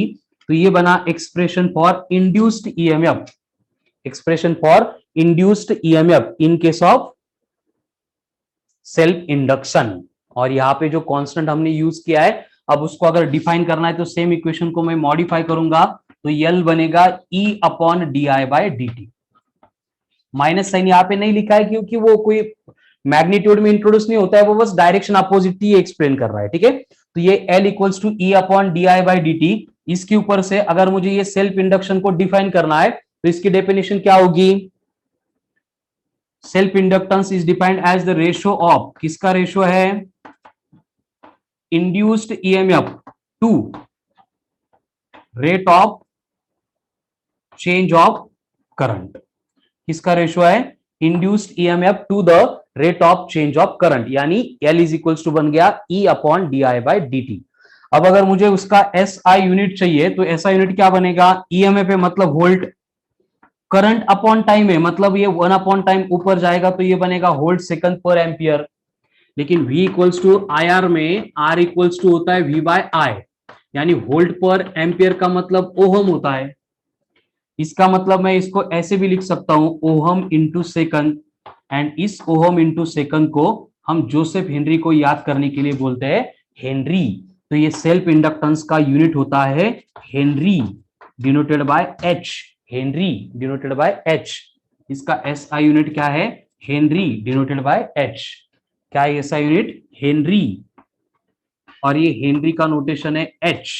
अब इसके डायमेंशन चाहिए तो फ्रॉम यूनिट हम डायमेंशन कैलकुलेट कर सकते हैं। इसके डायमेंशंस होते हैं L2M1 T-2 I-2। टॉपिक का सबसे इंपॉर्टेंट पॉइंट सेल्फ इंडक्शन। अब स्टेप बाय स्टेप देखो, और यहाँ पे जो यूनिट्स डायमेंशंस इक्वेशंस बने हैं वो क्लियर है कि नहीं मुझे कमेंट में बोलो, कम ऑन फास्ट, चलो जल्दी जल्दी।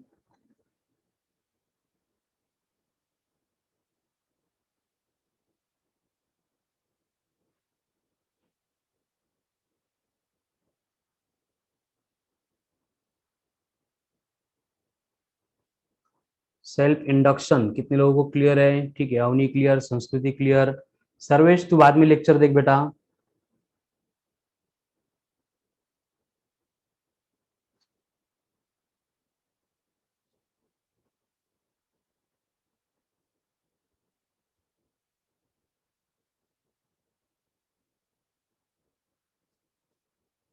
चलो ओके, तो ये हो गया सेल्फ इंडक्शन, सेल्फ इंडक्टेंस, उसका यूनिट्स, उसकी definition.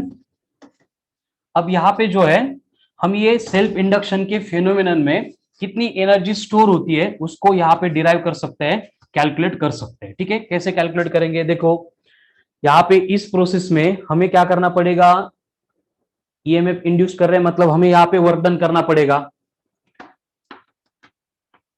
Energy stored in magnetic field, magnetic field में स्टोर वाली होने वाली एनर्जी हम यहाँ पे देख रहे हैं। तो यहाँ पे स्टोर होने वाली एनर्जी हमें कैलकुलेट करनी है, मतलब इस प्रोसेस में हम वर्क डन करेंगे, और ये वर्क डन कितना होगा, वर्क डन होगा E into I into D T. अभी फिर से वर्क डन कहां से आ रहा है, देखो पावर होता है dw बाई डी टी, और इलेक्ट्रिक पावर होती है E इंटू आई, मैंने बस dt को मल्टीप्लाई किया, ये dw यहाँ पे लिखा है। सेल्फ इंडक्शन के फेनोमेनन में हमने देखा है कि इंड्यूस्ड ईएमएफ कितना होता है, ये होता है L into D I by D T. तो अगर मैं यहाँ पे इस dw के एक्सप्रेशन में E को रिप्लेस करूंगा तो dw कितना बनेगा, ये बनेगा L into D I by D T into I into D T. तो यहाँ पे डी टी कैंसिल होके ये वर्क डन जो है वो बनेगा L into I into D t, ठीक है। तो ये बन गया वर्क डन, छोटा सा work done in inducing the छोटा सा करंट डी आई, जब हम डी आई इतना करंट इंड्यूस कर रहे थे, ठीक है। और इस प्रोसेस में अगर हमें टोटल वर्क डन चाहिए, ये टोटल वर्क डन के लिए फॉर्मूला बनेगा W is equals to integration of dw, जहां पे करंट की वैल्यू 0 से लेके I तक रहेगी।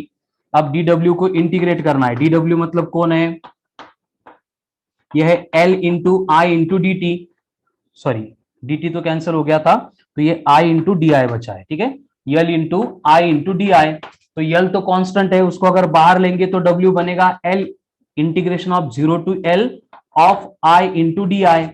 अब जैसे integration of X D X होता है एक्स स्क्वायर बाई टू, वैसे integration of I D I कितना बनेगा, आई स्क्वायर बाई टू। ठीक है, नहीं दिख रहा है, लास्ट स्टेप फिर से यहां पे लिखता हूं।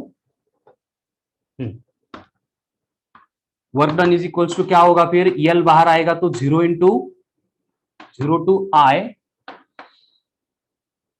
ये बनेगा आई इंटू डी आई। तो W is equals to L into I D I का इंटीग्रेशन होगा I square by two, limits होगी 0 टू आई, पुट करेंगे मतलब फिर से लोअर लिमिट 0 है तो वो 0 होगा, यानी वर्क डन बना 1/2 इंटू यल इंटू आई का स्क्वायर। इतना वर्क डन है तो same amount of work done store होगा in the form of energy, and magnetic field में स्टोर होने वाली एनर्जी मिल गई half of L into I का स्क्वायर। चलो कॉमन फास्ट देख लो, अब क्लियर है क्या, एक्सट्रीमली इंपॉर्टेंट फॉर्मूला है, इसके ऊपर भी कंफर्म क्वेश्चन आएगा। 1/2 इंटू यल इंटू आई का स्क्वायर, वेयर एल का मतलब सेल्फ इंडक्टेंस, आई का मतलब current flowing through the coil.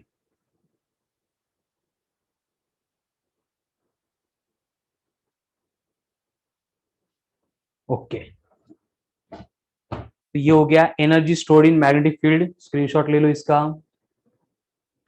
अब सेम कंसेप्ट से रिलेटेड नेक्स्ट पॉइंट आता है, that is self inductance of the solenoid. मतलब जो फेनोमेनन हमने कॉइल के लिए देखा था, अब उस कॉइल को रिप्लेस करके बस वहां पे सोलेनॉइड आएगा। ठीक है, तो नेक्स्ट पॉइंट आता है self inductance, self inductance for solenoid, self inductance for solenoid.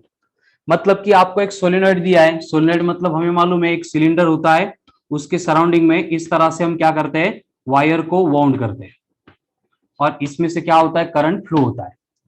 तो अगर यहाँ पे सेंटर पे मैग्नेटिक इंडक्शन चाहिए तो ये आता है B equals to mu naught into N into I, and total number of turns होती है N इंटू एल। देखो यहाँ पे जो टर्म्स हमने यूज किया है उसकी मीनिंग, B का मतलब magnetic induction produced by solenoid, N का मतलब number of turns per unit length, I का मतलब करंट जो सोलेनॉइड में से फ्लो होता है। ठीक है, एंड कैपिटल N का मतलब total number of turns in the given solenoid. ठीक है, चलो ये सारी बातें हमने लास्ट टॉपिक में भी पहले देखी थी, देख लो एक बार स्टेप बाय स्टेप, क्लियर है क्या। चलो कॉमन फास्ट, हम सोलेनॉइड में सेल्फ इंडक्शन की केस अप्लाई करने वाले हैं, और इसके लिए हमने यहाँ पे ऊपर मैग्नेटिक इंडक्शन जो सोलेनॉइड प्रोड्यूस करता है वो कंसीडर किया है। चलो क्लियर है क्या, कमेंट करो। ओके क्लियर है। अब यहां पे देखो ये सारी मीनिंग्स हो गई। अब इस केस में अगर मुझे सेल्फ इंडक्शन चाहिए तो क्या होगा, देखो मैंने इससे पहले जो एक्सप्रेशन यूज किया था उसमें फ्लक्स इक्वल्स टू क्या था, फाइव प्रोपोर्शनल टू आई था, phi equals to L I था, मतलब ये बनेगा phi equals to L I. यहां से अगर मुझे एल चाहिए तो एल की वैल्यू बनेगी फाइव अपॉन आई, लेकिन यहाँ पे कॉइल की एक टर्न नहीं है, कितने नंबर ऑफ टर्न है, कैपिटल एन, तो टोटल फ्लक्स मुझे अगर चाहिए तो ये बनेगा N into phi upon I. ये सेल्फ इंडक्टेंस बन रहा है इस कॉइल के केस में, मतलब सोलेनॉइड के केस में। बट यहाँ पे जो मैं फ्लक्स यूज कर रहा हूं, इस फ्लक्स की मीनिंग क्या होती है, बी इंटू ए। फ्लक्स का मतलब क्या है, बी इंटू ए। इसको अगर यहाँ पे पुट करेंगे तो सोलेनॉइड क्या बनेगा, ये बनेगा N into B into A divided by I. But ये b की वैल्यू मैंने पहले ही कैलकुलेट की है, ये कितनी है, mu naught into N into I, and capital N कितना है, एन एल। तो यहां पे अगर पुट करेंगे N into L into mu naught N I into A divided by I, ऐसे एक्सप्रेशन मिलेगा जिसमें आई आई कैंसिल हो रहा है, यानी कि मुझे जो सेल्फ इंडक्टेंस इस केस में मिलेगा उसका एक्सप्रेशन होगा N square L mu naught into E. देखो बोर्ड पे N square into L mu naught into A, ये बन गया सेल्फ इंडक्टेंस फॉर सोलेनॉइड। अब इसमें मैं बस क्या करूंगा, but area of the solenoid जो है उसको मैं लिख सकता हूं, एक तो पाई आर स्क्वायर, सर्कुलर कॉइल है, या फिर उसको अपन डायमीटर के फॉर्म में πd²/4 ऐसे भी लिख सकते हैं। एंड ये दोनों वैल्यू अगर यहाँ पे पुट करेंगे तो इंडक्टेंस क्या बनेगा, ये इंडक्टेंस बनेगा n²L mu naught into πr का स्क्वायर, या फिर इंडक्टेंस का और एक formula L is equals to n²L mu naught d²/4। तो 1 2 एंड 3 एंड यहाँ पे ठीक है ये 3 मतलब self inductance in case of solenoid के लिए मुझे यहाँ पे 3 फॉर्मूले मिल गए, जिनके ऊपर से मैं यहाँ पे कंक्लूड कर सकता हूं कि जो सेल्फ इंडक्टेंस है सोलेनॉइड का it is directly proportional to n²।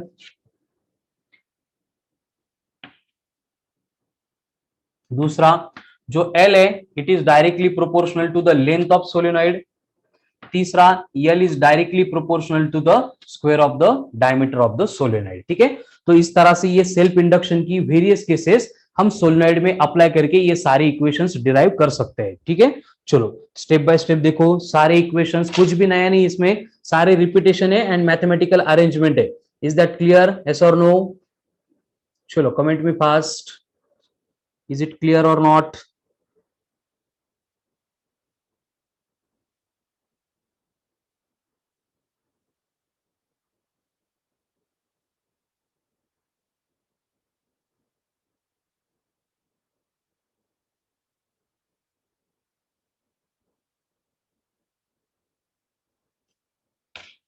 Okay, अब यहां पे जैसे सेल्फ इंडक्टेंस था उसी की तरह और एक कंसेप्ट आएगी, that is mutual inductance.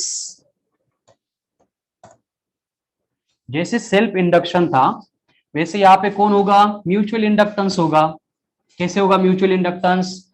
Mutual मतलब समझ रहे हैं ना आप, म्यूचुअल डायरेक्ट नहीं है, मतलब दूसरे की वजह से हो रहा है। जैसे फेसबुक पे आता है ना म्यूचुअल फ्रेंड, हमारा नहीं है लेकिन फ्रेंड का फ्रेंड है, उसी तरह के यहाँ पे कंडीशन क्रिएट होगी कि जैसे कि एक कॉइल होगी, इसमें से हम करंट फ्लो करेंगे और इसमें से करंट फ्लो होने से इसके ऊपर एक्ट होने वाला जो मैग्नेटिक फील्ड है वो चेंज होने से इसके सरफेस के ऊपर ईएमएफ इंड्यूस्ड होता है, ये हमने पहले पढ़ा है।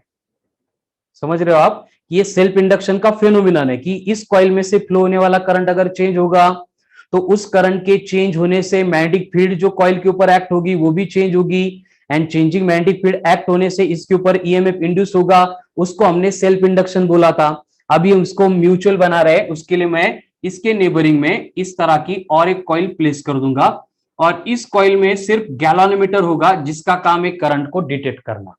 मतलब सेकंड जो कॉइल है उसमें से कोई भी करंट यहाँ पे फ्लो नहीं हो रहा है, सेकंड कॉइल है उसमें से कोई भी करंट फ्लो नहीं हो रहा है, बस हम करंट है कि नहीं डिटेक्ट करने वाले। अब कंडीशन देखो नॉर्मली वही है कि यहाँ पे जब करंट फ्लो होगा थ्रू फर्स्ट कॉइल, ये कॉइल खुद के सराउंडिंग में इस तरह से मैग्नेटिक फील्ड प्रोड्यूस करेगी।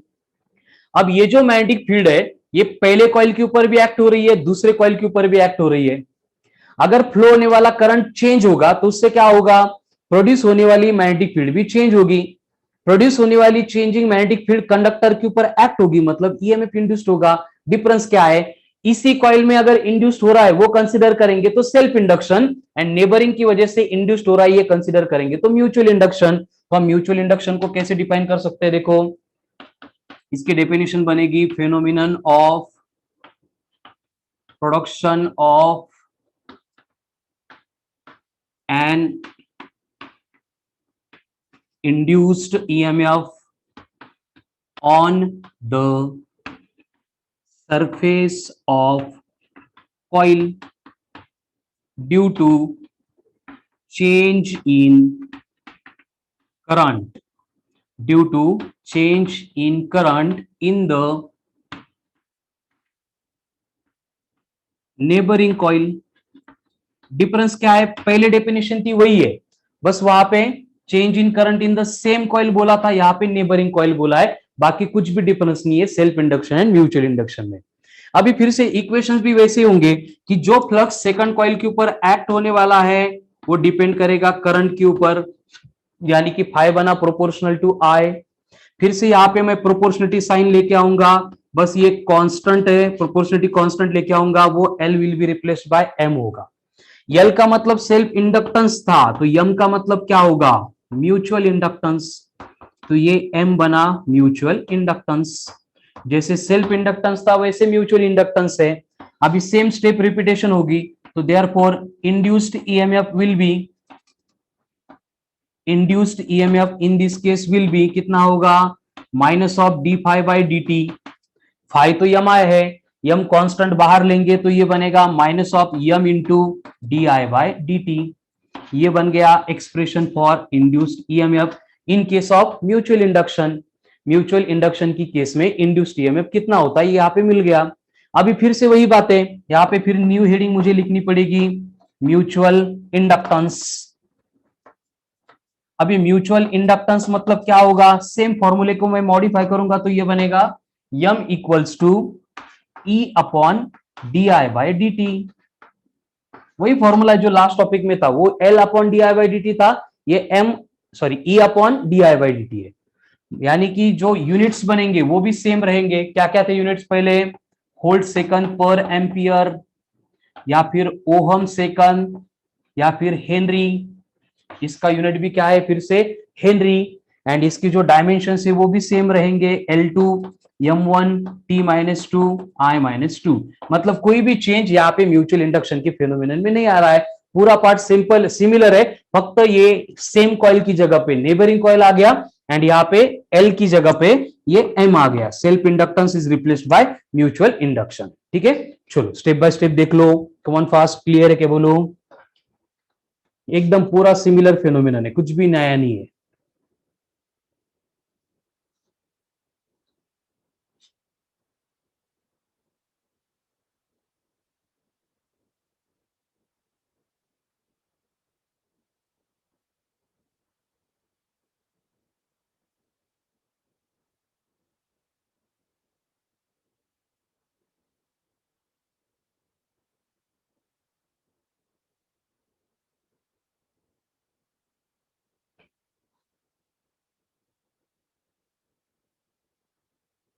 लेक्चर 11:30 तक।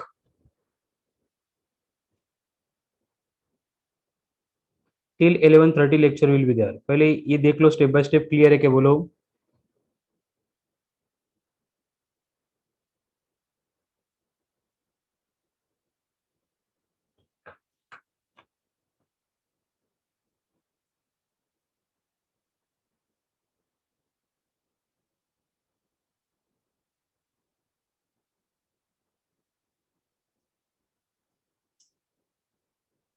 ओके, तो this is all about self inductance and mutual inductance. बस इसमें एक बात याद रखना है कि जैसे रेजिस्टर्स में हो रहा था, रेजिस्टेंस में हो रहा था, क्या हो रहा था, if various resistors are connected in series then equivalent resistance is given by direct addition, and various resistors are connected in parallel, तो वहां पे उनकी क्या करनी है, एडिशन ऑफ रेसिप्रोकल। ठीक है, हाँ नेट खत्म हो रहा है, तू जा रही है, जाओ। बाद में देखना है तो आप देख सकते हो रिकॉर्डेड लेक्चर। चलो, तो सीरीज में अगर हमने डिफरेंट सेल्फ इंडक्टेंस कॉइल को कनेक्ट किया तो सीरीज में उसका इक्विवेलेंट होता है direct addition, L1 plus L2 plus L3। And अगर हमने पैरेलल में कनेक्ट किया तो क्या करना पड़ेगा, रजिस्टर की तरह ये 1/L1 plus 1/L2 plus 1/L3। बस इतना सिंपल है, स्टार मार्क करके इसको लिख लो। सेम कैसे रजिस्टर की तरह, ठीक है। सीरीज में डायरेक्ट एडिशन होगी, पैरेलल में एडिशन ऑफ रेसिप्रोकल होगी। And this is all about self inductance and mutual inductance. बस इसमें हमें यहाँ पे और एक पॉइंट रखना है याद, that is coupling of coils. और मतलब जब म्यूचुअल इंडक्शन में दो कॉइल को हम कपल करते हैं तो उस केस में उसका यम म्यूचुअल इंडक्टेंस होता है K in bracket K in square root of L1 L2, and इस K को बोला जाता है कोएफिशिएंट ऑफ कपलिंग। K का मतलब क्या है, coefficient of coupling. L1 L2 मतलब अभी जो दो कॉइल ड्रॉ किए थे उनके सेल्फ इंडक्टेंसेस, ठीक है। K का मतलब कोएफिशिएंट ऑफ कपलिंग, और ये K की वैल्यू अगर 0.5 से ग्रेटर है तो उसको बोला जाता है टाइट कपलिंग, एंड K की वैल्यू अगर 0.5 से कम है तो उसको बोला जाता है लूज कपलिंग। मतलब ईएमएफ इंड्यूस कितना होगा वो डिपेंड करता है K की वैल्यू के ऊपर, ठीक है। तो self induction and mutual induction, इनके ऊपर कंफर्म क्वेश्चंस आते हैं, बहुत इंपॉर्टेंट पॉइंट से रिलेटेड टू ईएमआई। एंड जितना पार्ट यहाँ पे रिक्वायर्ड था वो बस हमने यहाँ पे डिस्कस कर लिया है। सारे पॉइंट्स आज लेक्चर फिर से एक बार देखो, सारी स्क्रीनशॉट प्रिपेयर करो, ईएमआई का पूरा पार्ट आज के लेक्चर में क्लियर हो ही जाना चाहिए, ठीक है। अब इस टॉपिक का लास्ट पॉइंट बचता है, दैट इज ट्रांसफॉर्मर। देखो इलेक्ट्रोस्टैटिक्स जैसे टॉपिक थे, टाइम कंज्यूमिंग थे, हमने उनको बहुत टाइम दिया है, लेकिन वो मैनेज करना पड़ेगा। ईएमआई जैसे सिंपल टॉपिक है, खुद की एक ही कंसेप्ट है, बाकी जो पहले 4 टॉपिक में हो गया था वही रिपीटेशन है, इसलिए हम इसको थोड़ा सा कम टाइम में कंप्लीट कर रहे हैं। प्रैक्टिस तो उतनी ही करेंगे, बट थ्योरेटिकल कंटेंट कम है, इसलिए आपको ऐसे लग रहा होगा कि इतनी जल्दी जल्दी कैसे खत्म हो रहा है, ठीक है। तो नेक्स्ट पॉइंट है हमारा आज के डिस्कशन का, दैट इज ट्रांसफॉर्मर। क्या होता है ट्रांसफॉर्मर? मतलब वो मूवी वाला ट्रांसफॉर्मर नहीं, ट्रांसफॉर्मर मतलब होता है it is a device, it is a device used to convert, used to convert high potential, used to convert high potential to low potential or low potential to high potential of AC। जो alternating current है उसका potential high से लो या फिर लो से high convert करने के लिए जो डिवाइस हम यूज करते हैं उसको बोला जाता है ट्रांसफॉर्मर। अब ये हाई टू लो या फिर लो टू हाई क्यों कन्वर्ट करना है, what is the reason behind it, क्या गरज उसकी? तो उसका मतलब पार्ट ये है कि हम जो इलेक्ट्रिसिटी प्रोड्यूस करते हैं, जैसे हमारा परली का थर्मल पावर प्लांट है, तो वहां पे जो ईएमएफ प्रोड्यूस होता है, हाई पोटेंशियल प्रोड्यूस होता है, वो in the range of 10 to the power 6 to 10 to the power 7 volt, और हमें घर में चाहिए वो है 220 वोल्ट। तो इतना हाई पोटेंशियल डायरेक्ट घर में आएगा तो सारे डिवाइस हमें दूसरे दिन नए लेने पड़ेंगे, जल जाएंगे, सब बर्न हो जाएंगे, वर्किंग स्टॉप हो जाएगी। इसलिए हम क्या करते हैं, स्टेप बाय स्टेप ये सारे पोटेंशियल को शांत कर करके, मतलब उसकी वैल्यू कम करके हमारे घर तक लेके आते हैं। इसलिए देखो पहले परली से जो इलेक्ट्रिसिटी आती है, झाल्टा के आगे जाएंगे तो राइट साइड में क्या है, बहुत बड़ा पावर स्टेशन है, वहां पे पोटेंशियल कम करते हैं, फिर थोड़ा पोटेंशियल और जो पावर हाउसेस होते हैं एरिया वाइज उनमें कम करते हैं, एंड कॉलोनी के स्टार्ट में जो हमारा डीपी होता है, डिस्ट्रीब्यूशन पॉइंट, उसमें भी 2 पोल के बिटवीन ट्रांसफॉर्मर होता है, रिमेनिंग पार्ट जो है पोटेंशियल को कम करने का वो उस ट्रांसफॉर्मर में किया जाता है, एंड उसके बाद में हमें घर में सप्लाई मिलता है, ठीक है। तो इस तरह का डिवाइस है जो इलेक्ट्रिसिटी में जो पोटेंशियल है कन्वर्ट करेगा from high to low and low to high. It's a device used to convert high potential to low potential और low potential to high potential. तो ये कन्वर्ट कैसे करेगा high potential to low and low to high? एकदम simple case है, देखो। तो ये ट्रांसफॉर्मर में हम क्या करेंगे, एक इंसुलेटेड आयन कोर लेंगे, it consist of insulated iron core. इसका मतलब क्या है, इंसुलेटेड आयन कोर का मतलब क्या हो गया, ये जो है ये इंसुलेशन है, और इसके सेंटर में जो है ये आयन की कोर है, और इस आयन के कोर के इंसुलेशन के ऊपर हम क्या करते हैं, ऐसे दोनों तरफ से कॉइल की वाइंडिंग यहां पे ऐसे रख देते हैं, कॉइल क्या करते हैं हम वाइंड करते हैं, इसमें से सप्लाई आता है तो ये बनेगा इनपुट, इसको अपन प्राइमरी भी कंसीडर करते हैं, primary coil, primary winding, and ये हो गया आउटपुट, इसमें से करंट जाता है तो इसको हम सेकेंडरी कंसीडर करते हैं, ठीक है। तो यहां पे कंडीशन क्या होगी, देखो एकदम सिंपल मैकेनिज्म है, जब ये इनपुट प्राइमरी कॉइल में से करंट फ्लो होगा, मैंने लास्ट में डिपेंड करते टाइम लिखा था एसी, एंड ये जो डिवाइस है सिर्फ और सिर्फ अल्टरनेटिंग करंट के ऊपर वर्क करता है, ये डायरेक्ट करंट पे वर्क नहीं करता है। कैसे, वो आपको समझ में आएगा। इस कॉइल में से अगर करंट फ्लो हो गया तो ये फ्लो होने वाला करंट क्या करेगा, सराउंडिंग में मैग्नेटिक फील्ड प्रोड्यूस करेगा, उस मैग्नेटिक फील्ड में ये आयन इसलिए रखा जाता है कि ये मैग्नेटाइज होकर मैग्नेटिक फील्ड की स्ट्रेंथ बढ़ाएगा, बिकॉज ये फेरोमैग्नेटिक है, तो वो स्ट्रॉन्ग मैग्नेटिक फील्ड इस सेकेंडरी कॉइल के ऊपर एक्ट होगी।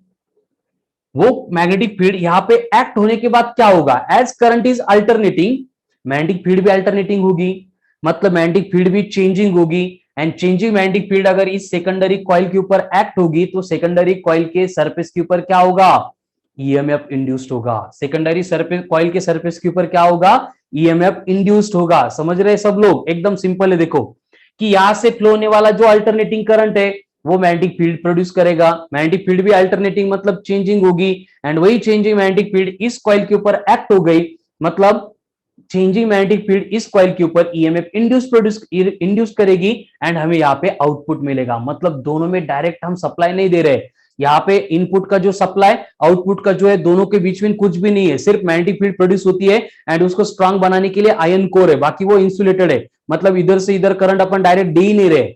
वो वही फैराडे का लॉ जो इलेक्ट्रोमैग्नेटिक इंडक्शन था वो अप्लाई होके हमें आउटपुट सेकेंडरी कॉइल में करंट मिल रहा है। ठीक है, तो इस तरह के डिवाइस को हम बोलते हैं ट्रांसफॉर्मर। अब ये ट्रांसफॉर्मर के वर्किंग में क्या कंडीशन होगी, देखो कि अगर हम यहाँ पे एनपी लेंगे, एनपी का मतलब होगा number of turns in primary coil, NS का मतलब होगा number of turns in secondary coil. तो वहां पे जो फ्लक्स लिंक्ड विथ प्राइमरी होगा वो कितना होगा, n इंटू 5 होगा। जो flux linked with secondary coil होगा वो कितना होगा, वो ns इंटू 5 होगा। देखो एक कॉइल का फ्लक्स 5 लेकिन कॉइल के नंबर ऑफ टर्न्स अगर n है तो वो बनेगा n इंटू 5। अब कंडीशन क्या है, देखो इंड्यूस्ड ईएमएफ का जो फॉर्मूला है वो अगर अप्लाई करेंगे तो प्राइमरी कॉइल में ईएमएफ कितना इंड्यूस्ड होगा, ये इंड्यूस्ड होगा minus of D phi by D T. D phi कौन सा, प्राइमरी वाला, यानी ये बनेगा minus of N into D phi by D T. उसी तरह से सेकेंडरी कॉइल में इंड्यूस्ड ईएमएफ होगा, उसके लिए इक्वेशन क्या होगा, ES equals to minus of D phi for secondary upon D T, यानी ये बनेगा माइनस ऑफ NS, ये NP था, into D phi by D T. ये फर्स्ट इक्वेशन है, ये सेकंड इक्वेशन है। अगर मैं इन दोनों को डिवाइड करूंगा, इक्वेशन नंबर 1 को 2 से डिवाइड करूंगा तो क्या बनेगा इक्वेशन, या फिर 2 से 1 को करो अच्छा लगेगा फिर वो, तो ये बनेगा ES upon EP equals to D phi by D T, cancel होके ये बनेगा NS अपॉन NP। एंड ये बन गया आपका ट्रांसफॉर्मर्स इक्वेशन, जिसके ऊपर भी एक क्वेश्चन आने की बहुत ज्यादा प्रोबेबिलिटी है। ठीक है, ट्रांसफॉर्मर्स इक्वेशन क्या है, transformer's equation again I will rewrite here ES upon EP equal to NS upon NP।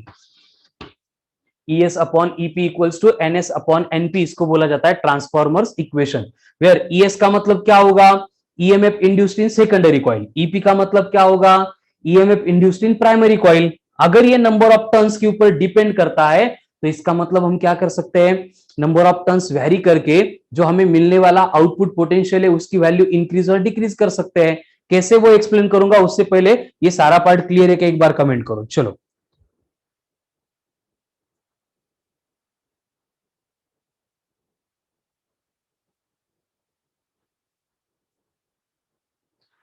साइली सारा क्लियर है, जो सारा इंपॉर्टेंट है जो मैं यहाँ पे पढ़ा रहा हूं, इंपॉर्टेंट है इसीलिए मैं यहाँ पे पढ़ा रहा हूं। चलो बाकी लोग कमेंट करो पटपट पटपट, सबको क्लियर है, अमय को भी क्लियर हो गया।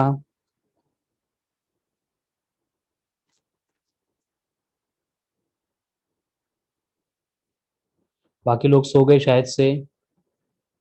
चलो प्रसाद क्लियर, ऋतुजा क्लियर, ओके। तो ये हो गया ट्रांसफॉर्मर। क्या है ट्रांसफॉर्मर, मतलब कितना सिंपल सिलेबस देखो फिजिक्स का, फालतू में डर डर बिठा के रख रहे हैं आप। क्या है, एक पूरा टॉपिक यहाँ पे खत्म हो गया एक ही लेक्चर में, एक ही कंसेप्ट पढ़ रहे बार बार, इस केस में कैसा उस केस में कैसा। अब पढ़ रहे ट्रांसफॉर्मर, ट्रांसफॉर्मर भी हो क्या रहा है, वही हो रहा है जो हमने स्टार्ट में देखा था, मतलब इलेक्ट्रोमैग्नेटिक इंडक्शन ही हो रहा है, वही जो फैराडे ने बोला था, हर एक कंसेप्ट में वही पढ़ रहे हैं। फिर से एक बार, ट्रांसफॉर्मर मतलब क्या है, ट्रांसफॉर्मर इट्स ए डिवाइस, कौन सा device, which converts high potential to low potential और low potential to high potential in case of AC only, alternating current only. अब ये समझ में आया होगा अल्टरनेटिंग क्यों, क्योंकि अगर मैं सप्लाई डायरेक्ट करंट का दूंगा तो मैग्नेटिक फील्ड जो सेकेंडरी कॉइल के ऊपर एक्ट होने वाली है वो चेंज ही नहीं होगी, एंड अगर मैग्नेटिक फील्ड चेंज नहीं होगी तो सेकेंडरी कॉइल में कोई ईएमएफ इंड्यूस होगा ही नहीं, मतलब ट्रांसफॉर्मर डीसी में वर्क ही नहीं करेगा, it will work in AC only, alternating current only. ठीक है, चलो फिर से एक बार, क्या था ट्रांसफॉर्मर में, it consist of insulated iron core, centre में आयन कोर, ऊपर इंसुलेशन, एक साइड में प्राइमरी वाइंडिंग, दूसरे साइड में सेकेंडरी वाइंडिंग। एनपी का मतलब number of turns in primary, NS का मतलब number of turns in secondary, phi P flux link with primary, phi S flux link with secondary. तो phi P था NP into phi S था NS into phi. तो induced EMF in primary बनेगा EP equals to minus of D phi by D T, मतलब minus of NP into D phi by D T. ES बनेगा minus of NS into D phi by D T, दोनों को divide करेंगे, D phi by D T minus minus cancel होके transformer का equation मिला, E S upon EP equal to N S upon NP.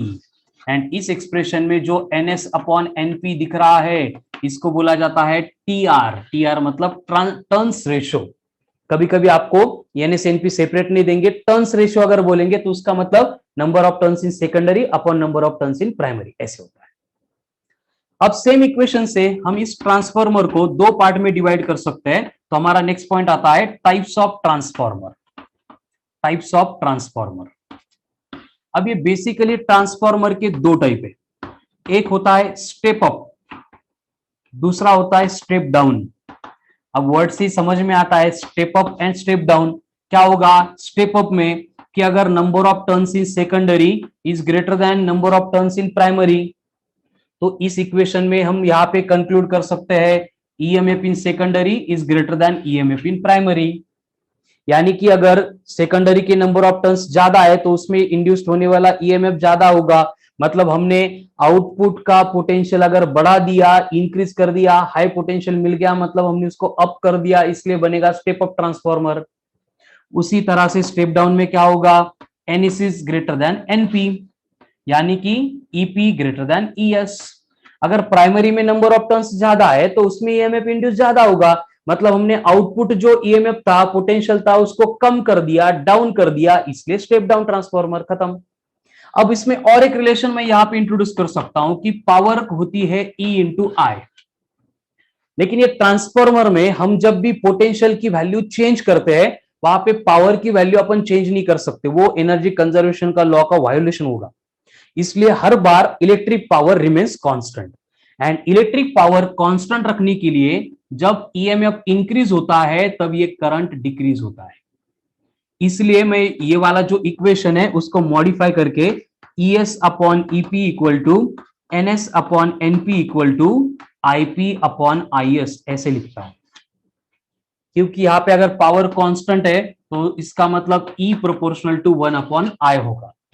मतलब जहां पे हम पोटेंशियल को बढ़ाएंगे वहां पे करंट कम होगा, जहां पे हम पोटेंशियल को कम करेंगे वहां पे करंट ज्यादा होगा। इस इक्वेशन में, इस सीक्वेंस में फिर मुझे ऐसे लिखना पड़ेगा कि यहां पे क्या होगा, current in primary less than current in secondary होगा, नहीं, current in primary greater than current in secondary होगा। एंड इस केस में मुझे लिखना पड़ेगा current in secondary is greater than current in primary. ठीक है, so this is all about transformer and types of transformer. ठीक है, बहुत सिंपल सिंपल बातें मैंने बोर्ड पे लिखी है, फिर भी एक बार स्टेप बाय स्टेप देख लो, क्लियर है तो बोलो, फिर हम प्रोसीड कर सकते हैं। चलो कॉमन फास्ट। चलो, आज के लेक्चर में हमने डिस्कशन स्टार्ट किया था अबाउट EMI, इलेक्ट्रोमैग्नेटिक इंडक्शन। क्या होता है इलेक्ट्रोमैग्नेटिक इंडक्शन मतलब, चलो कॉमन फास्ट मेरे साथ सब लोग बोलेंगे, phenomenon of production of an induced EMF। क्या है EMI मतलब, इसको डिफाइन करना रह गया, phenomenon of production of induced EMF on the surface of coil due to change in induced EMF on the surface of a coil when it is linked with changing magnetic flux, when it is linked with changing magnetic flux, उसको बोला गया electromagnetic induction. इसकी idea सबसे पहले किसको आई थी, sir Joseph Henry था, उसके साथ में सर माइकल फैराडे था। और इन्होंने क्या बोला कि अगर चार्ज मोशन में सेट होने से मैग्नेटिक फील्ड प्रोड्यूस होती है, उसका मतलब मैग्नेटिक फील्ड की वजह से चार्ज मोशन में आना चाहिए। और इससे रिलेटेड फैराडे ने एक्सपेरिमेंट परफॉर्म किया, स्टेशनरी मैग्नेटिक फील्ड में स्टेशनरी कंडक्टर रखेंगे कुछ नहीं होगा, लेकिन कंडक्टर को स्टेशनरी रख के मैग्नेटिक फील्ड को चेंज करेंगे, या फिर मैग्नेटिक फील्ड को स्टेशनरी रख के कंडक्टर को मूव करेंगे, दोनों भी केस में कंडक्टर के ऊपर एक्ट होने वाला मैग्नेटिक फ्लक्स चेंज होगा। एंड इस तरह से अगर फ्लक्स चेंज होता है तो कंडक्टर के सरफेस के ऊपर EMF इंड्यूस्ड होता है। इंड्यूस्ड EMF कैलकुलेट करने के लिए रिलेशन था proportional to d phi by dt, simplify करके इक्वेशन बना minus of d phi by dt। And ये माइनस साइन क्यों आता है, इसको एक्सप्लेन करने के लिए लेंज आ रहा है, और लेंज ने एक ही स्टेटमेंट में सब बातें क्लियर कर ली। कौन सी, कि EMF will be induced on the surface of a conductor only to oppose external changing magnetic flux which have produced it. जो एक्सटर्नल चेंजिंग मैग्नेटिक फ्लक्स ने उसको प्रोड्यूस किया था, उसको अपोज करने के लिए ईएमएफ इंड्यूस्ड होता है, उसका एक ही पर्पस है। तो उस प्रोसेस में हमने देखा कि ये अपोज को ओवरकम करने के लिए हमें वर्क करना पड़ेगा, एंड ये वर्क स्टोर होगा in the form of energy, electrostatic potential energy. फिर हमने सेम कंसेप्ट को लिंक अप किया था with motional EMF. Motional EMF में हमने देखा कंडक्टर अगर मोशन परफॉर्म करेगा तो इंड्यूस्ड ईएमएफ बनेगा B into L into V, where B is the magnetic induction, L is the length of the conductor and V is the velocity with which conductor is moving और conductor is in motion. फिर उसकी case हमने charge से भी देखी थी कि अगर चार्ज मोशन में आता है तो सेम एक्सप्रेशन था BLV, लेकिन वहां पे अगर रॉड को रोटेट करेंगे तो उसकी वजह से ईएमएफ इंड्यूस्ड होता था, that is half of B into omega into L का स्क्वायर। यहाँ पे ओमेगा मतलब रोटेटिंग रॉड है तो angular velocity of the rod, L मतलब लेंथ ऑफ द रॉड थी। ये बेसिक केसेस डिस्कस करने के बाद एनर्जी ट्रांसफर के लिए हमने एक्सप्रेशन देखा था, पावर होती है B square L square V square by R. Work done करने से इतनी पावर कन्वर्जन होता है, ट्रांसफर होती है, एंड मैग्नेटिक फील्ड में क्या होती है, एनर्जी स्टोर होती है। उसके बाद में हमने इंट्रोड्यूस किया था सेल्फ इंडक्शन को, उसमें इंड्यूस्ड ईएमएफ का फॉर्मूला आ गया L upon D I by D t, फिर L बना E upon D I by D T. तो ये L is equals to E is equals to था L into D I by D T. तो ये L बना E upon D I by D t. फिर इसका unit देखा था ओम सेकंड, वोल्ट सेकंड पर एम्पियर और हेनरी, एंड डायमेंशंस थे L2 M1 T-2 I-2। उसी तरह से हमने सेल्फ इंडक्शन का फेनोमेनन अप्लाई किया फॉर सोलेनॉइड, और सोलेनॉइड के लिए सेल्फ इंडक्टेंस हमने देखा था n square L mu naught into A. फिर ए को अगर R square and D square by 4 से रिप्लेस करेंगे, इनकी प्रोपोर्शनलिटी प्रूव की थी। सेम पार्ट हमने देखा था फॉर म्यूचुअल इंडक्शन, और म्यूचुअल इंडक्टेंस में ये इक्वेशन सेम है, बस एल रिप्लेस्ड बाय एम था, तो ई बनेगा m into D I by D t and M बनेगा E upon D I by D t. Units and dimensions पूरे सेम। फिर यहाँ पे हमने देखा था कि अगर सेल्फ इंडक्टेंस सीरीज में कनेक्ट कर रहे हैं तो एडिशन करो L1 प्लस L2, अगर पैरेलल में है तो 1 अपॉन LP बनेगा 1 upon L1 plus 1 upon L2। फिर यहाँ पे कोएफिशिएंट ऑफ कंप्लीट कपलिंग चाहिए तो यम बना था K into root of L1 L2। Energy stored in the coil in the form of magnetic field थी half of L into I का square. यहाँ पे लिखता हूं U is equals to half of L into I का square. And ये सब होने के बाद लास्ट में इंट्रोड्यूस किया था ट्रांसफॉर्मर को। ट्रांसफॉर्मर में क्या था, एडीज करंट की थ्योरेटिकल कंसेप्ट भी हो गई थी। ट्रांसफॉर्मर में क्या होता है, it's a device which converts high potential to low potential, low potential to high potential. और इससे रिलेटेड हमें इक्वेशन मिला ES upon EP equal to NS upon NP। और इसमें हमने देखा था step up and step down में क्या होता है। फिर इलेक्ट्रिक पावर आएगी E into I, power constant है तो E proportional to 1 upon I. मतलब अगर सेकेंडरी में नंबर ऑफ टर्न्स ज्यादा है तो सेकेंडरी में ईएमएफ ज्यादा होगा, इसका मतलब प्राइमरी का करंट ज्यादा होगा क्योंकि इनवर्सली प्रोपोर्शनल है। एंड ये सब होगा स्टेप अप में, स्टेप डाउन में उल्टा होगा, NP ग्रेटर देन NS होगा, EP ग्रेटर देन ES होगा and IS greater than IP होगा। इतनी सारी बातें आज के लेक्चर में हमने EMI से रिलेटेड स्टार्ट भी की, डिस्कस भी की, कंप्लीट भी की और प्रिपेयर भी की। तो यहाँ पे इलेक्ट्रोमैग्नेटिक इंडक्शन की डिस्कशन का पार्ट कंप्लीट होता है। जो भी रिमेनिंग बचेगा वो हम वर्कशीट में या फिर मॉड्यूल में जब उसका डिस्कशन होगा तब कंप्लीट करेंगे। ठीक है, सो अभी आज के लिए इतना ही।